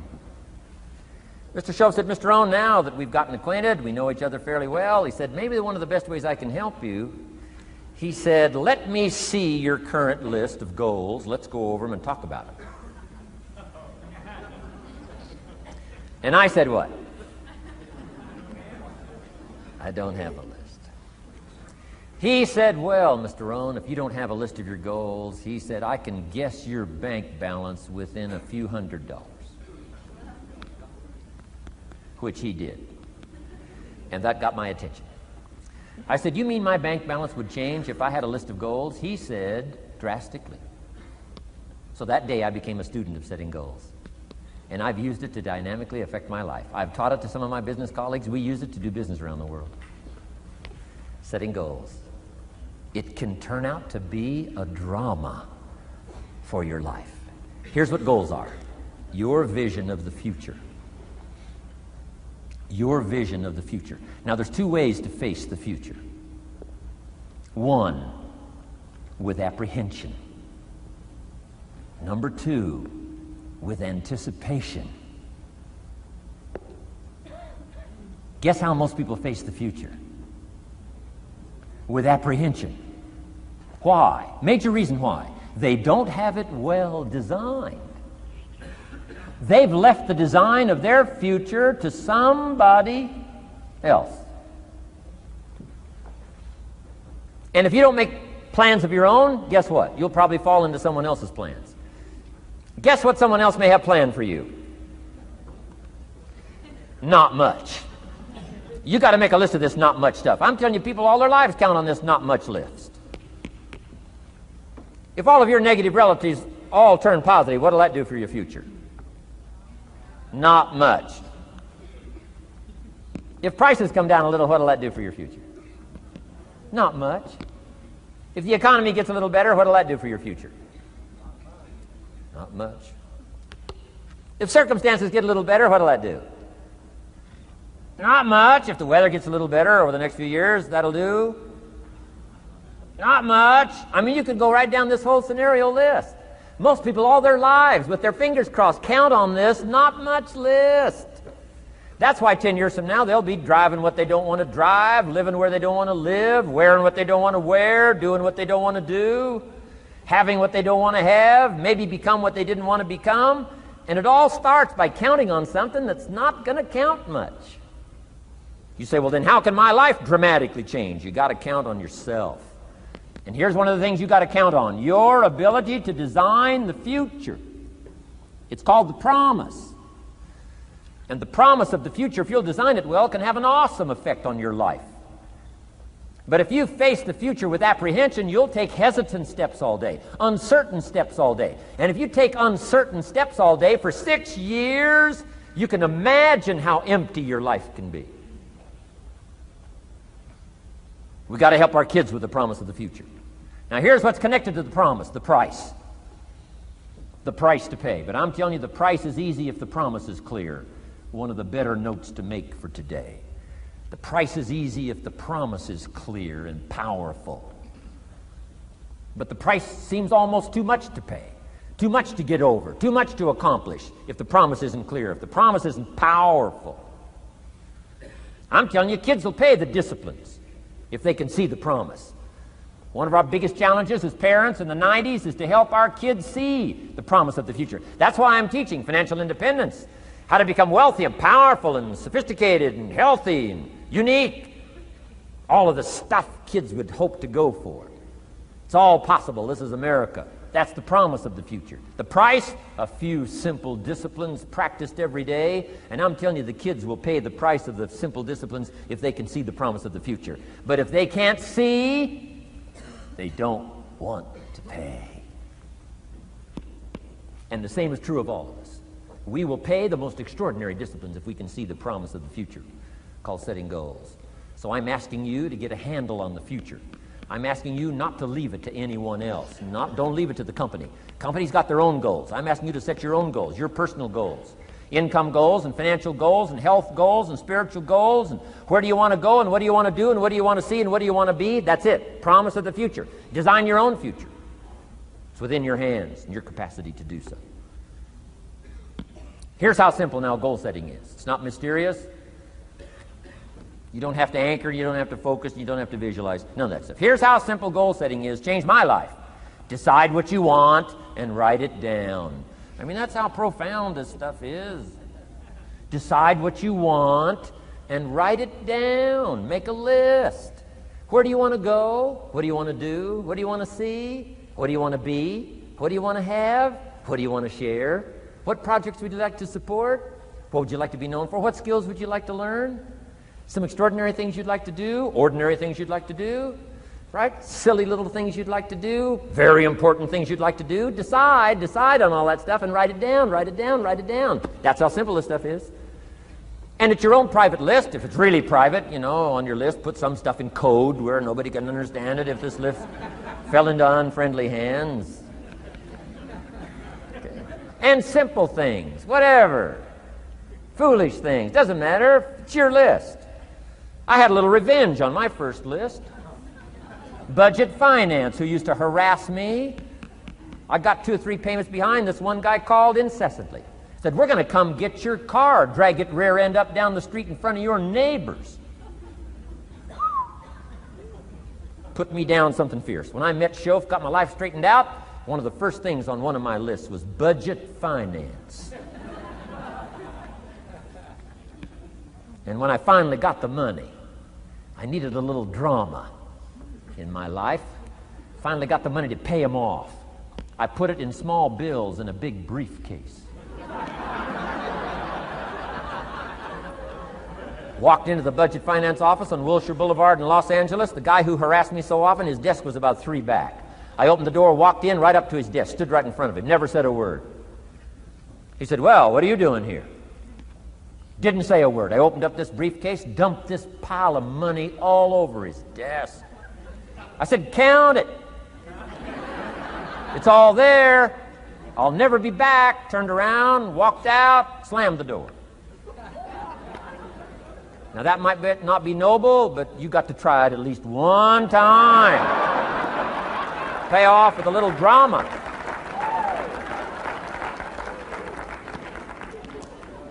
Got to check them off my list.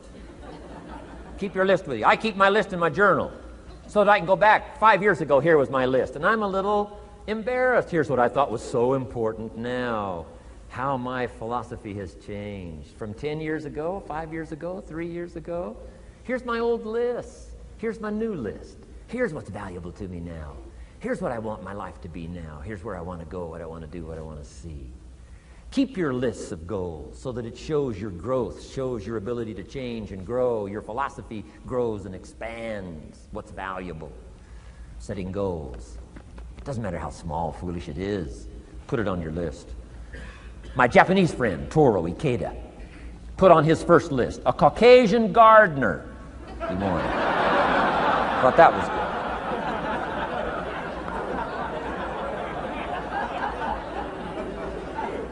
I like that. Have you got this profound thing now on setting goals? Here's how profound it is. Decide what you want and write it down. Get together with your wife, decide. Get together with your kids, decide. Get together with your business colleagues, decide. Write it down. Make a list. Okay, that's how easy it is. Now let me give you one more scenario on setting goals. When I started making my first list, Mr. Shoaff said, Mr. Rohn, looks like we're going to be together for a while. He said, I've got a suggestion for you. He said, I think one of the first goals you ought to set, you're a 25-year-old American male, sure you've made some mistakes, but now you're on the road to better things. You got a family, worth it. Reasons makes the difference. And he said, you've got every reason to do this. He said, why don't you, among all the goals you're going to set, he said, why don't you set a goal to become a millionaire? A millionaire. This is America. All the possibilities are available. Why don't you set a goal to become a millionaire? He said, it's got a nice ring to it. Millionaire. Enough zeros to impress your accountant? Millionaire. And he said, here's why. Now I thought, the man doesn't need to teach me why. I'm thinking, wouldn't it be great to have $1 million? He said, no, that's not it. Here's why. And I had one of the greatest lessons I ever learned, and I'm about to share it with you. This will be worth the price of being here today if you can capture what I'm about to share with you. Babysitter fees, whatever else you paid. Some of you missed some sales today to be here, so this is a costly day for you. But what I'm about to share with you changed my whole life. Here's what Mr. Shoaff said. Set a goal to become a millionaire. And he said, here's why. For what it will make of you to achieve it. And I got one of the greatest classes in one sentence I've ever received in my life. Set a goal that'll make you stretch that far. For what it will make of you to achieve it. What a brand new reason for setting goals. What an all-encompassing challenge to have a better vision of the future. What for? To see what it will make of you to achieve it. And here's why. The greatest value in life is not what you get. The greatest value in life is what you become. Major question to ask on the job is not, what am I getting here? That's not the major question. The major question to ask is, what am I becoming here? It's not what you get that makes you valuable. It's what you become that makes you valuable. So Shoaff said, set a goal to become a millionaire. For what it will make of you to achieve it. Then he said, when you finally have become a millionaire, now, he said, what's important is not the money. I thought, wow, I've got some more to learn. He said, no, Mr. Rohn, I'm telling you honestly, you could just give the money away. Now, I did better than that, right? I told you. I lost it all. I'm rich by the time I'm 31. I'm a millionaire. I'm broke by the time I'm 33. So I didn't have to give it all away. I lost it all. Foolish mistakes I made. I'm a farm boy from Idaho. That early money drove me bonkers. I used to say, how many colors does it come in? I'll buy them all. I went crazy over that first money. I just went crazy. And then I made that one foolish mistake, right? Continuing guarantee. I mean, I'm so naive off the farm. I don't know what continuing means. And a few other mistakes. And by the time I'm 33, I'm broke. Now I've made and lost millions since then. But what an experience that was. And I'm telling you, the man was right. When I finally was broke at age 33, guess what I discovered? My money did not mean that much. It represented only a fraction of all my assets. Shoaff said, once you become a millionaire, Mr. Rohn, you could give all the money away. Because he says, what's important is not the money. What's important is the person you've become. Now, let me give you the key phrase on setting goals. Set the kind of goals that will make something of you to achieve them. Set the kind of goals that will make something of you to achieve them.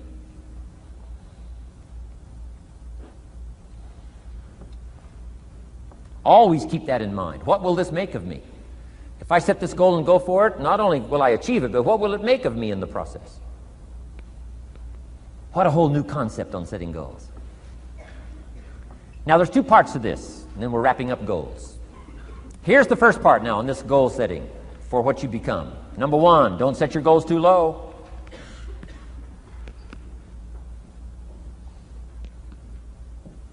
Interesting, we teach in leadership. You'll find it on the cassettes. Don't join an easy crowd. You won't grow. Go where the expectations are high. Go where the demands are high. Go where the pressure's on to perform, to grow, to change, to develop, to read, to study, to develop skills. I belong to a small group. We do business around the world. You cannot believe the expectations at that level.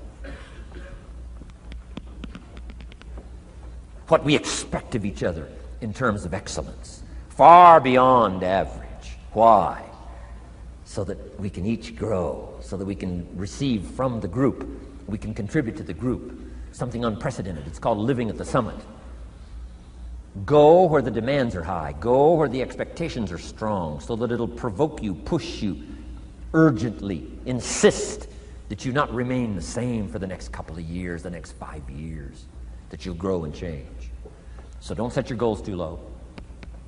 The guy says, well, I don't need much. Well, then you don't need to become much.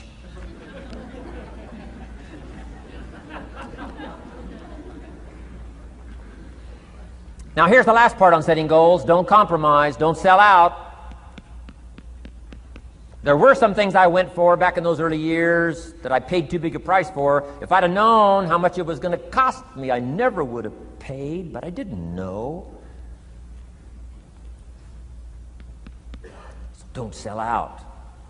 Ancient phrase says, count the cost, count the cost, count the cost. An ancient story says, Judas got the money. You say, well, that's a success story. No.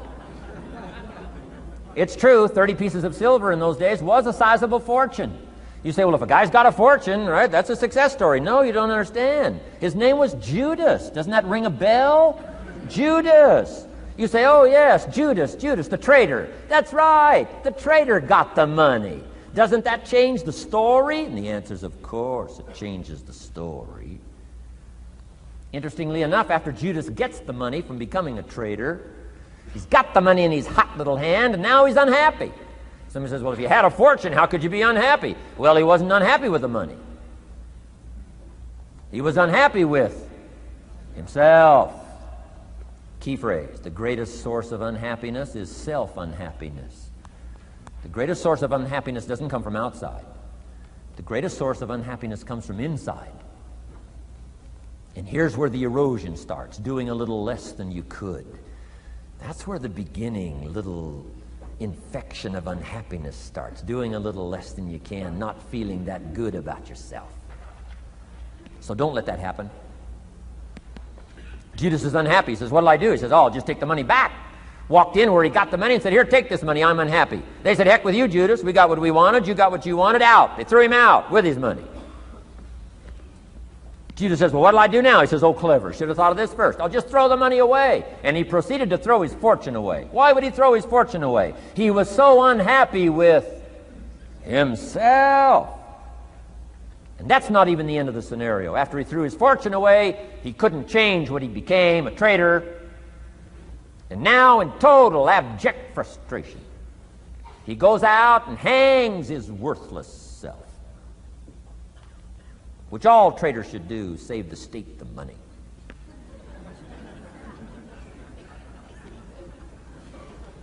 Why such a tragic end? Because he was so unhappy with himself. He sold out. He paid too big a price.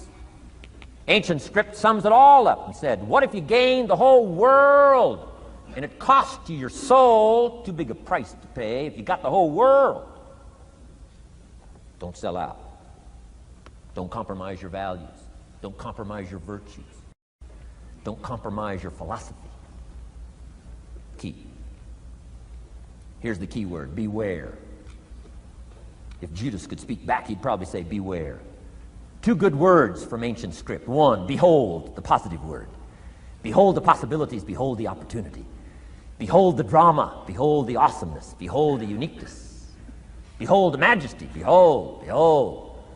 What a good word. But here's the other word, beware, beware, beware. Don't sell out.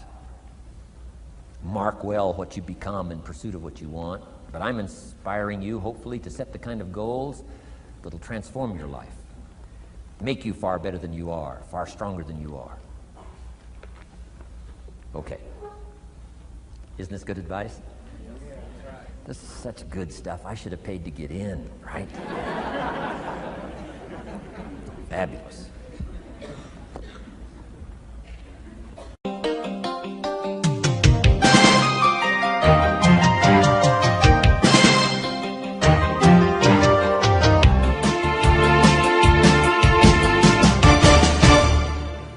What should a child do with $1? Let me give you the best advice I've got. And this is called sort of middle of the road scenario, and I'll show you how these numbers may change, but here's what I teach. Kids, never spend more than 70 cents. Okay, now you got to pick some number. When I met Mr. Schoaf, I was at about 110%. But remember this, if your outgo exceeds your income, your upkeep becomes your downfall. Good little scenario. So here's the number that I found works best in developing a good financial plan. Never spend more than 70 cents out of every dollar from now on. Now kids ask me what? What do you do with the other 30 cents? Here's my best advice. 10 cents, charity. 10% charity. Supporting worthy projects, helping people who cannot help themselves. Some churches teach tithes, peace, portion. Turning back part of what you take out. Excellent, excellent philosophy. That's what that 10% is. And nothing teaches children responsibility and character better than generosity.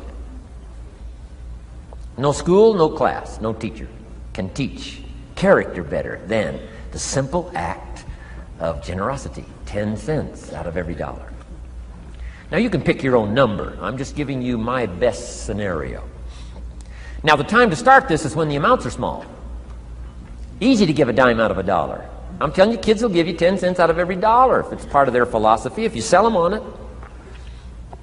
And that's the time to start, when it's easy, 10 cents out of $1. A little harder to give 100,000 out of $1 million.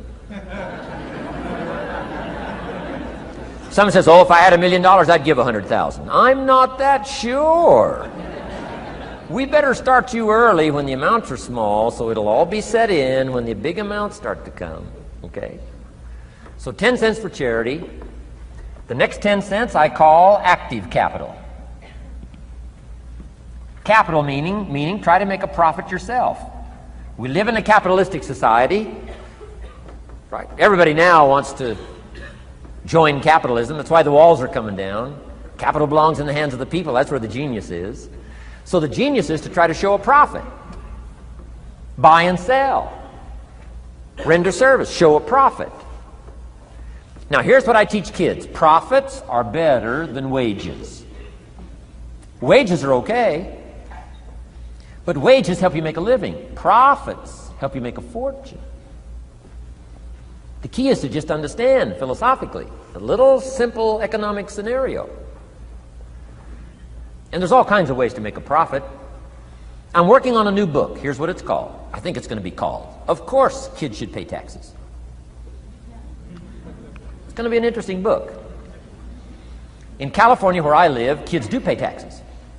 If an 8-year-old walks into 7-Eleven, buys something that cost $1, the proprietor makes him cough up 7 more pennies.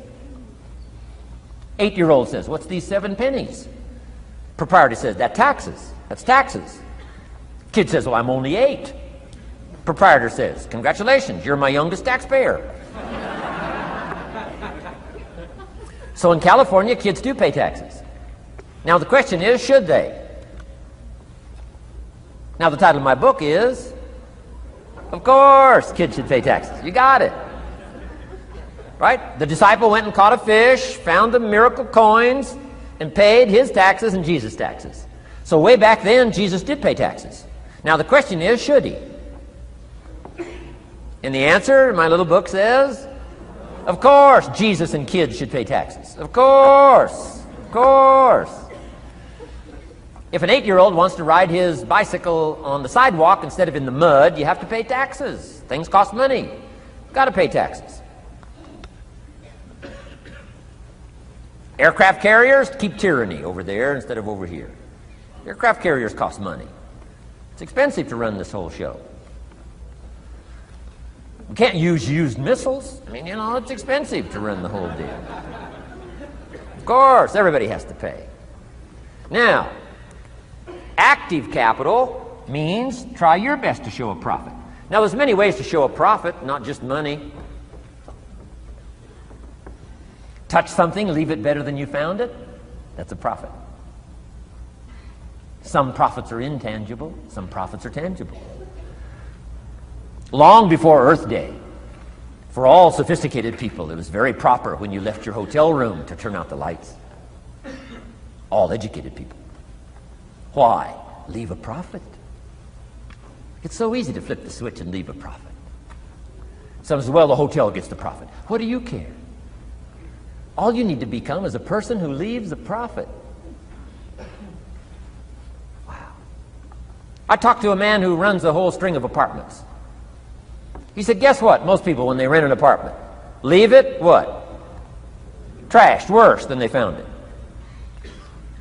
What kind of a reputation would that be? Whatever you touch turns to trash. Whatever you touch gets dirty. Nothing you touch gets better. See, that's a poor philosophy. No wonder it leads to poverty, small lives.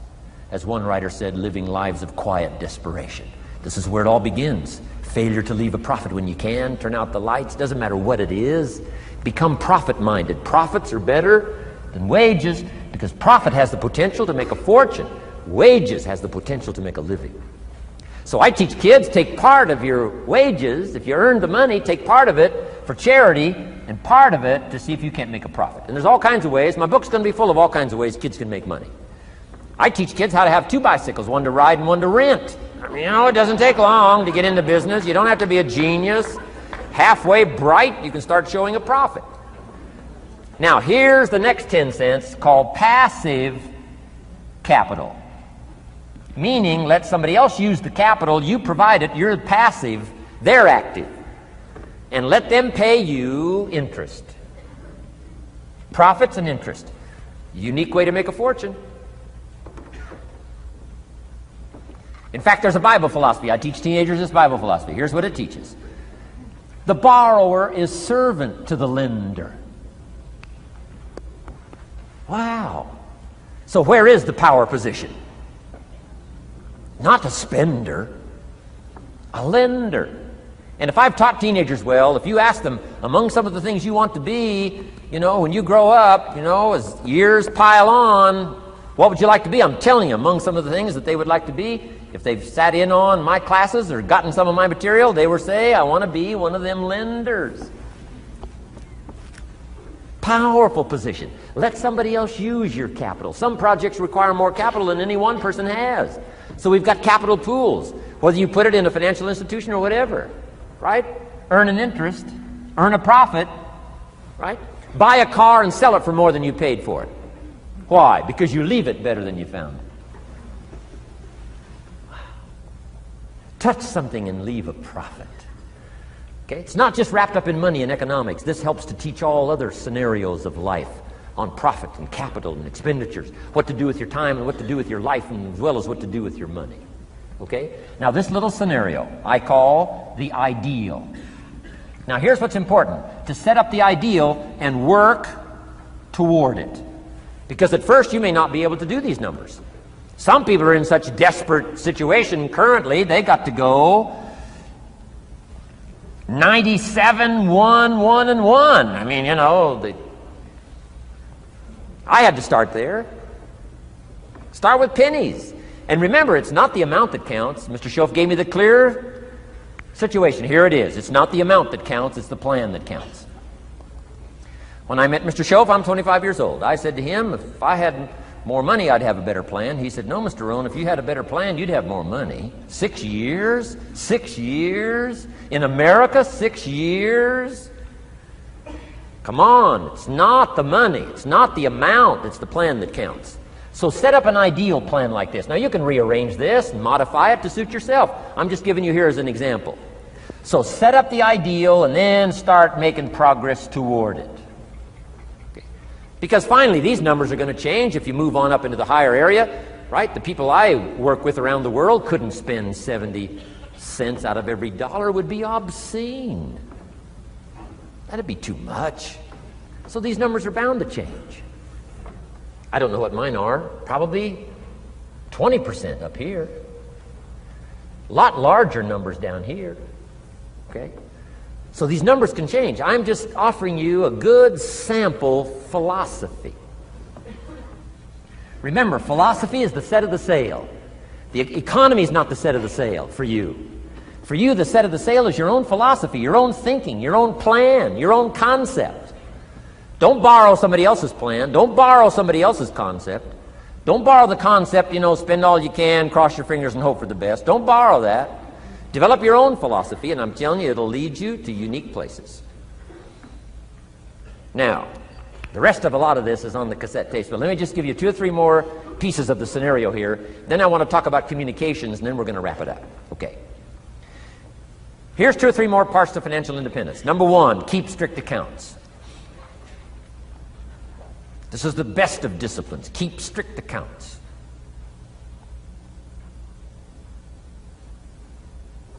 Did you ever hear this expression? I don't know where it all goes. Did you ever hear that? I don't know where it all goes. Oh, we'd love to have you run our company. You don't know where it all goes. Whoa. Did you ever hear this? It just gets away from me. It just gets away from me. Oh, we'd love to turn the world over you. It just gets away from you. Come on. You got to have better disciplines than that. Let that be the 90%. Let that be the scenario of the 97%. But don't let it be your scenario. Don't let it become your philosophy. Keep strict accounts. Next, a new attitude. I had to develop a new attitude as well as new concepts. Here's what I used to say. I hate to pay my taxes. Schoaf said, well, that's one way to live. I thought, well, doesn't everybody hate to pay their taxes? He said, no. No, a few of us have gotten way past that. He says, once you understand what taxes are, here's what taxes are in our governmental system in our society. Taxes is how you care and feed the goose that lays the golden eggs. Democracy and liberty and freedom. Free enterprise. Wouldn't you want to feed the goose that lays the golden eggs? Somebody says, well, the goose eats too much. That's probably true. I understand that. Of course that's true. But see, better a fat goose than no goose. And here's the truth be known. We all eat too much. Let not one appetite accuse another. Of course the government needs to go on a diet. So do most of us. But hey, you still have to care and feed the goose that lays the golden eggs once you understand that that's what it's for. See, it is so important, the right attitude. Here's what I used to say. I hate to pay my bills. You open up the mails, nothing but these window envelopes, bills. I hate to pay my bills. Schoaf said, well, that's one way to live. I said, well, doesn't everybody hate to pay their bills? He said, no, some of us are way beyond that. I said, is it possible to love to pay your bills? He said, yes. Reduce your liabilities? Increase your assets? Wouldn't you love to do that? So start a whole new attitude here. Next time you pay $100 on an account, put a little note in there and say, with great delight, I send you this $100. I mean, they don't get many letters like that. reduce my liabilities, increase my assets. My picture's changing. My picture's improving. I love to pay my bills. Keep the money in circulation. Pay my taxes. Feed the goose that lays the golden eggs. It's a matter of attitude. And here's the last on attitude. Everybody must pay. Of course, life is called opportunity, but life is called price. But we must all pay. We must all share. One of the classic stories of all time from ancient Bible script says, Jesus one day and his disciples were standing by the church treasury, synagogue treasury, watching people as they came by and put their offering in the treasury. That wouldn't be a bad idea. Jesus and his disciples standing by the treasury while everybody walks by. Jesus says, how much was that? How much was that? Interesting. And the story said some people came by, put in big amounts. Some people came by, put in modest amounts, average amounts. And the story says, then a little lady comes by and puts in 2 pennies in the treasury. Jesus says to his disciples, look at that. Look at that. His disciples said, 2 pennies, 2 pennies. What's 2 pennies? Jesus said, no, you don't understand. She gave more than everybody else. They said, 2 pennies is more than everybody else? He said, yes. Because I'm certain that her 2 pennies represented most of what she had. And if you give most of what you have, then you've given the most. Wow. What a lesson to learn. It's not the amount. It's what it represents of your life that counts. Now let me give you the wisdom of the scenario that did not occur. And this is the greatest of wisdom. And in my own particular, peculiar brilliance, I have the ability to record for you what was not recorded in the scenario of the story. Here's what did not occur, which may teach us one of the greatest of the wise things that was taught in this scenario. Here's what did not occur in the scenario. Jesus did not reach into the treasury and get this little lady's 2 pennies and run after her and say, here, little lady, my disciples and I have decided that you're so pitiful and you're so poor that we've decided to give you back your 2 pennies. I'm telling you, that did not occur. If it would have occurred, she would have been what? Insulted. She would have rightfully said, I know my 2 pennies aren't much, but it represented most of what I had. And would you insult me by not letting me contribute what I wanted to contribute, even if it's only 2 pennies?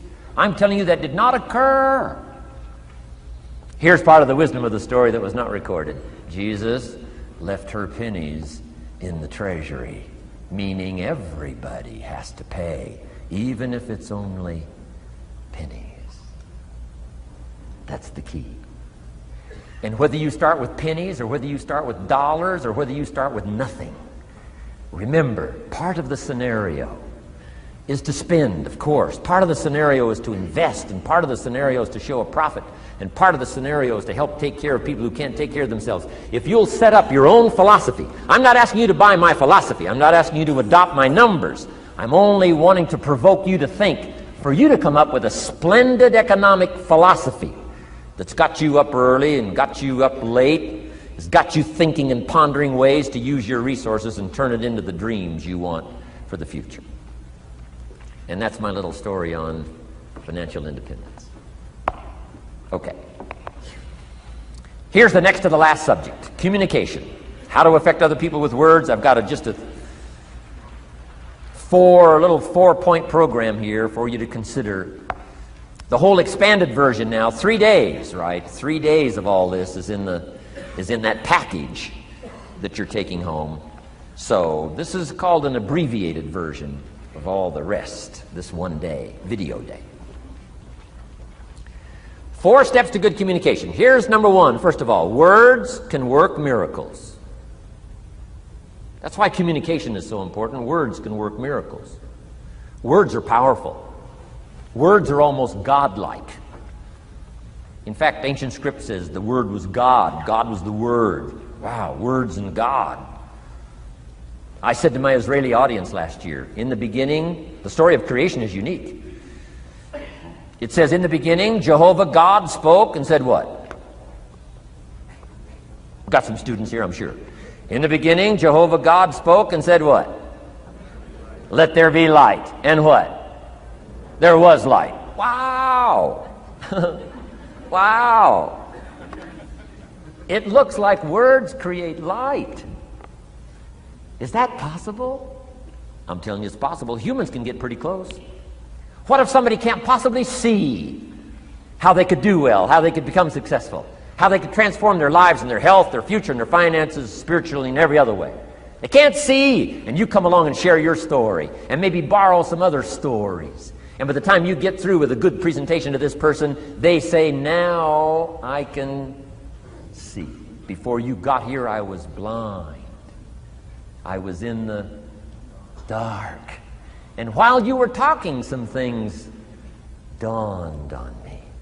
Is it possible to create light with human intelligence, with words? And the answer is, of course, of course.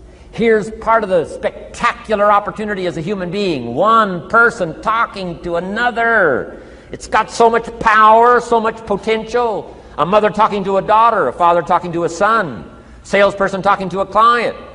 Nothing more magical and powerful, awe-inspiring than words have the ability to dramatically affect people's lives and futures. So become a good communicator. Let me give you some good keys to good communication. Here's number one: have something good to say. Communication starts with preparation.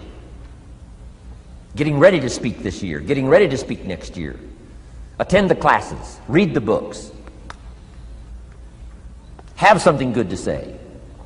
Here's 4 good words to help you to have something good to say. 1 is interest. Develop a new interest in people and life and what's going on, economics and politics, religion, social structure, possibilities, opportunities. Develop a new interest. Here's the next word: fascination. Goes that step beyond interest. That's why kids learn so much that first 6 years. Fascination. Adults are walking on ants. Kids are saying, don't walk on these ants. I'm studying these ants. I'm looking at these ants. Kids are so fascinated. How come an ant can carry something bigger than he is? Wow. That's how come they learn so much. They're fascinated. And here's another little clue I've learned. Turn frustration into fascination if you can. You'll learn more. I've worked on this. I'm pretty good at it. Out in Los Angeles, I'm on the freeway. My airplane leaves in 45 minutes. The traffic is moving not 1 inch. I am now fascinated. I'm telling you. Now, it doesn't work every time. That's true, but every time it does work, I'm telling you, you'll come away with more. Learn to be fascinated instead of frustrated if you possibly can. Turn that little scenario on for yourself. Next is sensitivity. You got to understand, we use the phrase where people are coming from, where they've been, what's going on. Sensitivity training is so important. People not like you, people that have got challenges and problems and difficulties, you got to do your best to be sensitive to other people, where they find themselves, the pit they might be in currently, what's going on. Be sensitive to that. Here's 2 of the greatest things said about Jesus. 1, it said he was touched. He was touched by where he found some people. He was touched by the misery he found some people in. He was touched. He was touched. And here's the other word. He was moved, it said. He was moved, touched and moved. If you really want to communicate well, you got to be touched and moved. Not just by your own drama of life, but by the drama you know is going on in other people's lives. Sensitivity. How does an adult 40 talk to a child who's 12? You got to be sensitive. Not just to your current situation. One of the best ways to identify with a child who's 12 and you're 40 is remember when you were 12. Go back, remember the scenario and let it hit you again, let it touch you again. I don't have any problems with 12-year-olds. I remember almost every day of being 12. 12 is a unique year. 1, you're not 13. I mean, you know. If I heard it once, I heard it 100 times. Of course you can't go, you're not a teenager. Wow, I can't wait for this year to be finished. Remember. That's part of sensitivity. Remember. Apostle. One who became an apostle, leader of the Christians, was once Saul from Tarsus, hater and killer of the Christians. After he was converted, became a leader, became Paul apostle, revered. Why was he so effective in his language, in his ability to touch people with his words and with his presence? If you read part of the scenario of his history, he gave an account of his own life and said, here's why I think I'm so effective. I remember the pit I came from. Sure, they call me apostle, but I used to kill these Christians, and I never forget that. If I want to get in touch with other people's difficulty, I got to remember my own difficulty. Let it hurt again. That's what makes a good performance. A good actor, a good actress, the emotion close to the surface from the remembrance of things past. And then well-chosen words delivered with emotion, powerful. The last word is knowledge. You just got to go through exercises like this. Take the notes, work hard, roll up your sleeves, go to work. Gather the knowledge in journals, gather the knowledge in notebooks, gather the knowledge in a library and cassettes and videos and every other means. Gather knowledge. Don't be lazy in learning. A major part of communication is preparation. Now here's the next part of good communication. Say it well. One is having something good to say. Number two is saying it well. Let me give you a quick list on saying it well. Number one, sincerity. Best place to start if you want to communicate well is let your sincerity show. Next is repetition, the mother of skill. I've been at this 33 years. Somebody says, well, you give a pretty good seminar. I should. 33 years? 33 years. Repetition. Next, brevity. Sometimes you don't need many words if you're totally sincere, I'm telling you. Jesus' presentation in gathering up his team called disciples was fairly short. He just walked around the countryside, took a look at somebody and said, you follow me. That's brief. I mean, that's short. Now, why could he get by with such few words? And this takes care of a lot that I've tried to share with you today called personal development. Here's why I think Jesus could get by with such few words. For all that he was, that he didn't have to say. Take that scenario home. For all that I am, that I don't have to say. Just a few words could be dynamic in affecting someone else's life. A child, a business colleague, a sales client.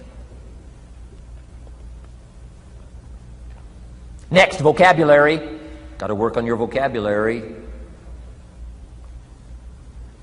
Some of my friends took a survey among prisoners working on some rehabilitation program. They weren't particularly looking for this, but here's what they found. There's definitely a relationship between vocabulary and behavior.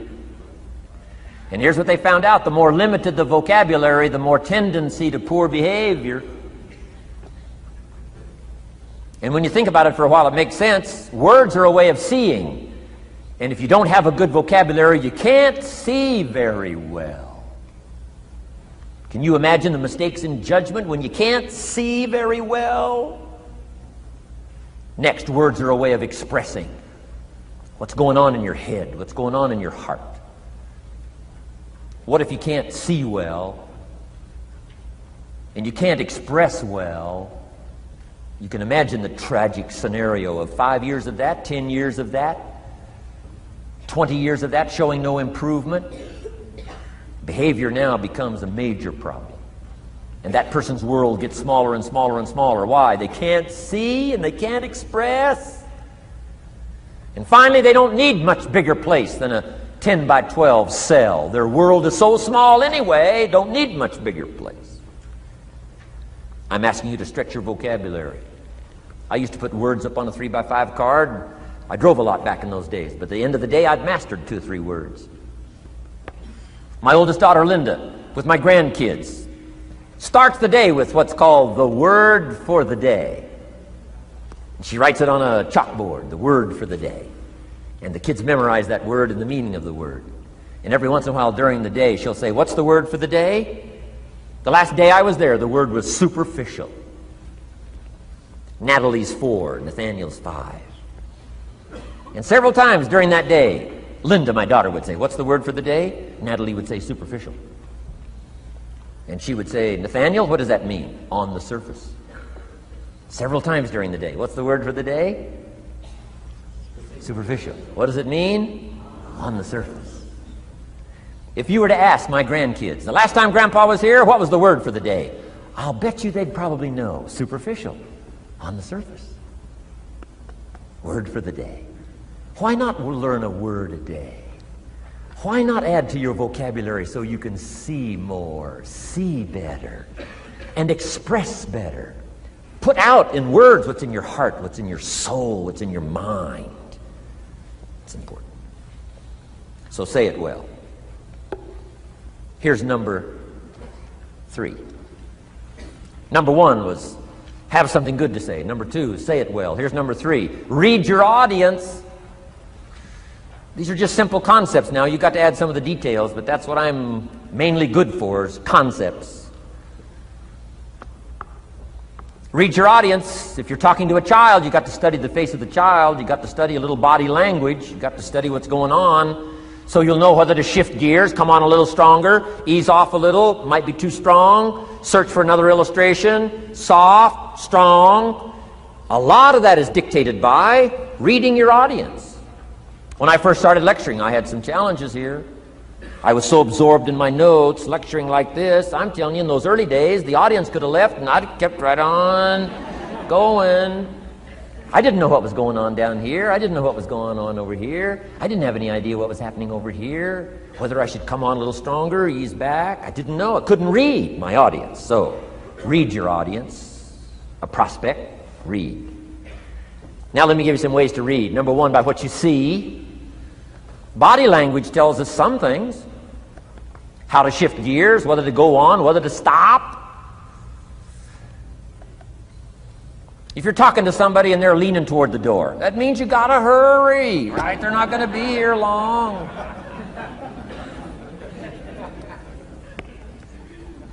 Body language. Guy's got his arms folded, chin tucked down. You got your work cut out for you. You're gonna have to reach deep in your bag. Find some extraordinary stories. This one's not gonna be easy. What tells you that? Reading what you see. Here's the next one. Read what you hear. You've got to read a child's impatience.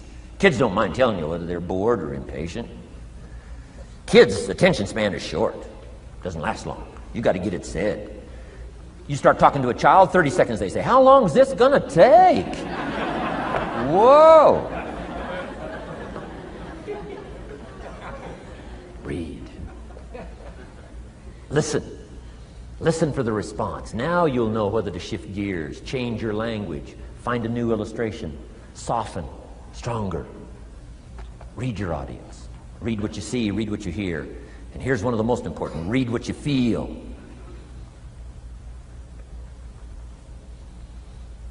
Now, women are probably better at this than men when it comes to picking up emotional signals. Men, they can see, and men, they can hear, but it takes a little training for a man to pick up those emotional signals that are so important so you don't say the wrong stuff. Because it's so easy to make a mistake in language. What if you meant to say to someone you care about? What if you meant to say, "What's troubling you?" And instead you said, "What's wrong with you?"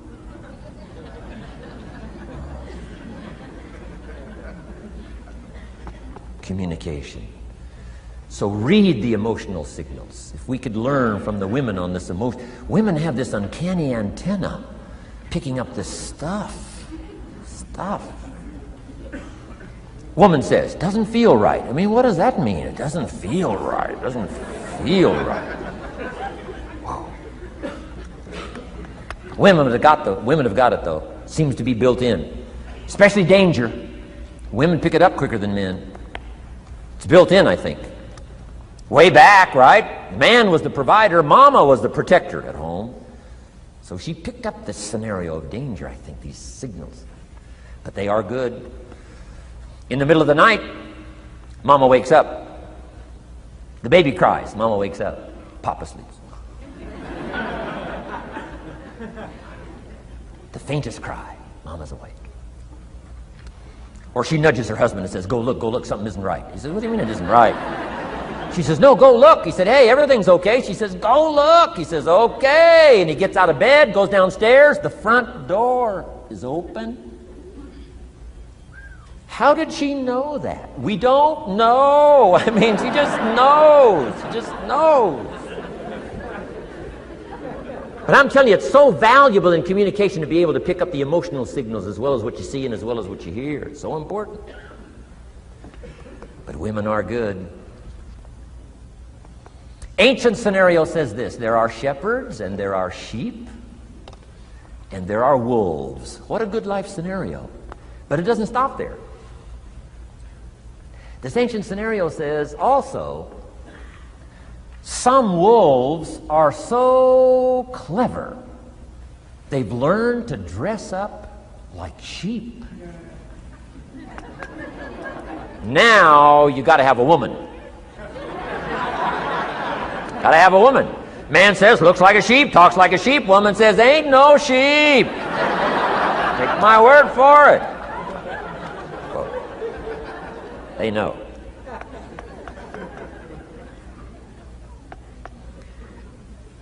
Read. Pick up the signals. Don't ignore the signals.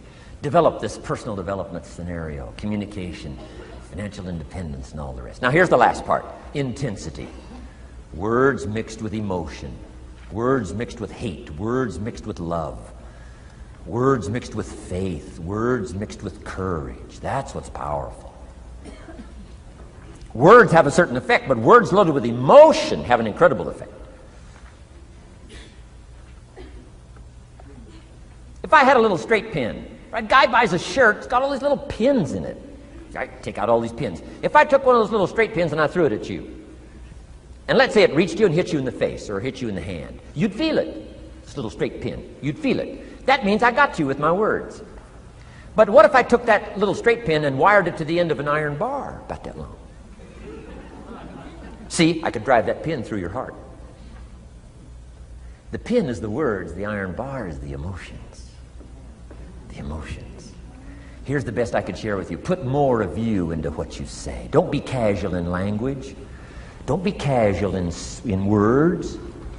Casualness leads to casualties on the freeway and in communication. Don't be lazy in learning good communication. And put more of you. Now here's the last thought.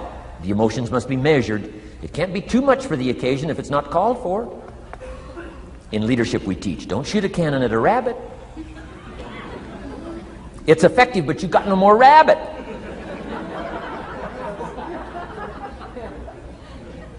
So here's some of the most powerful scenario in communication. Here it is. Well-chosen words mixed with measured emotion.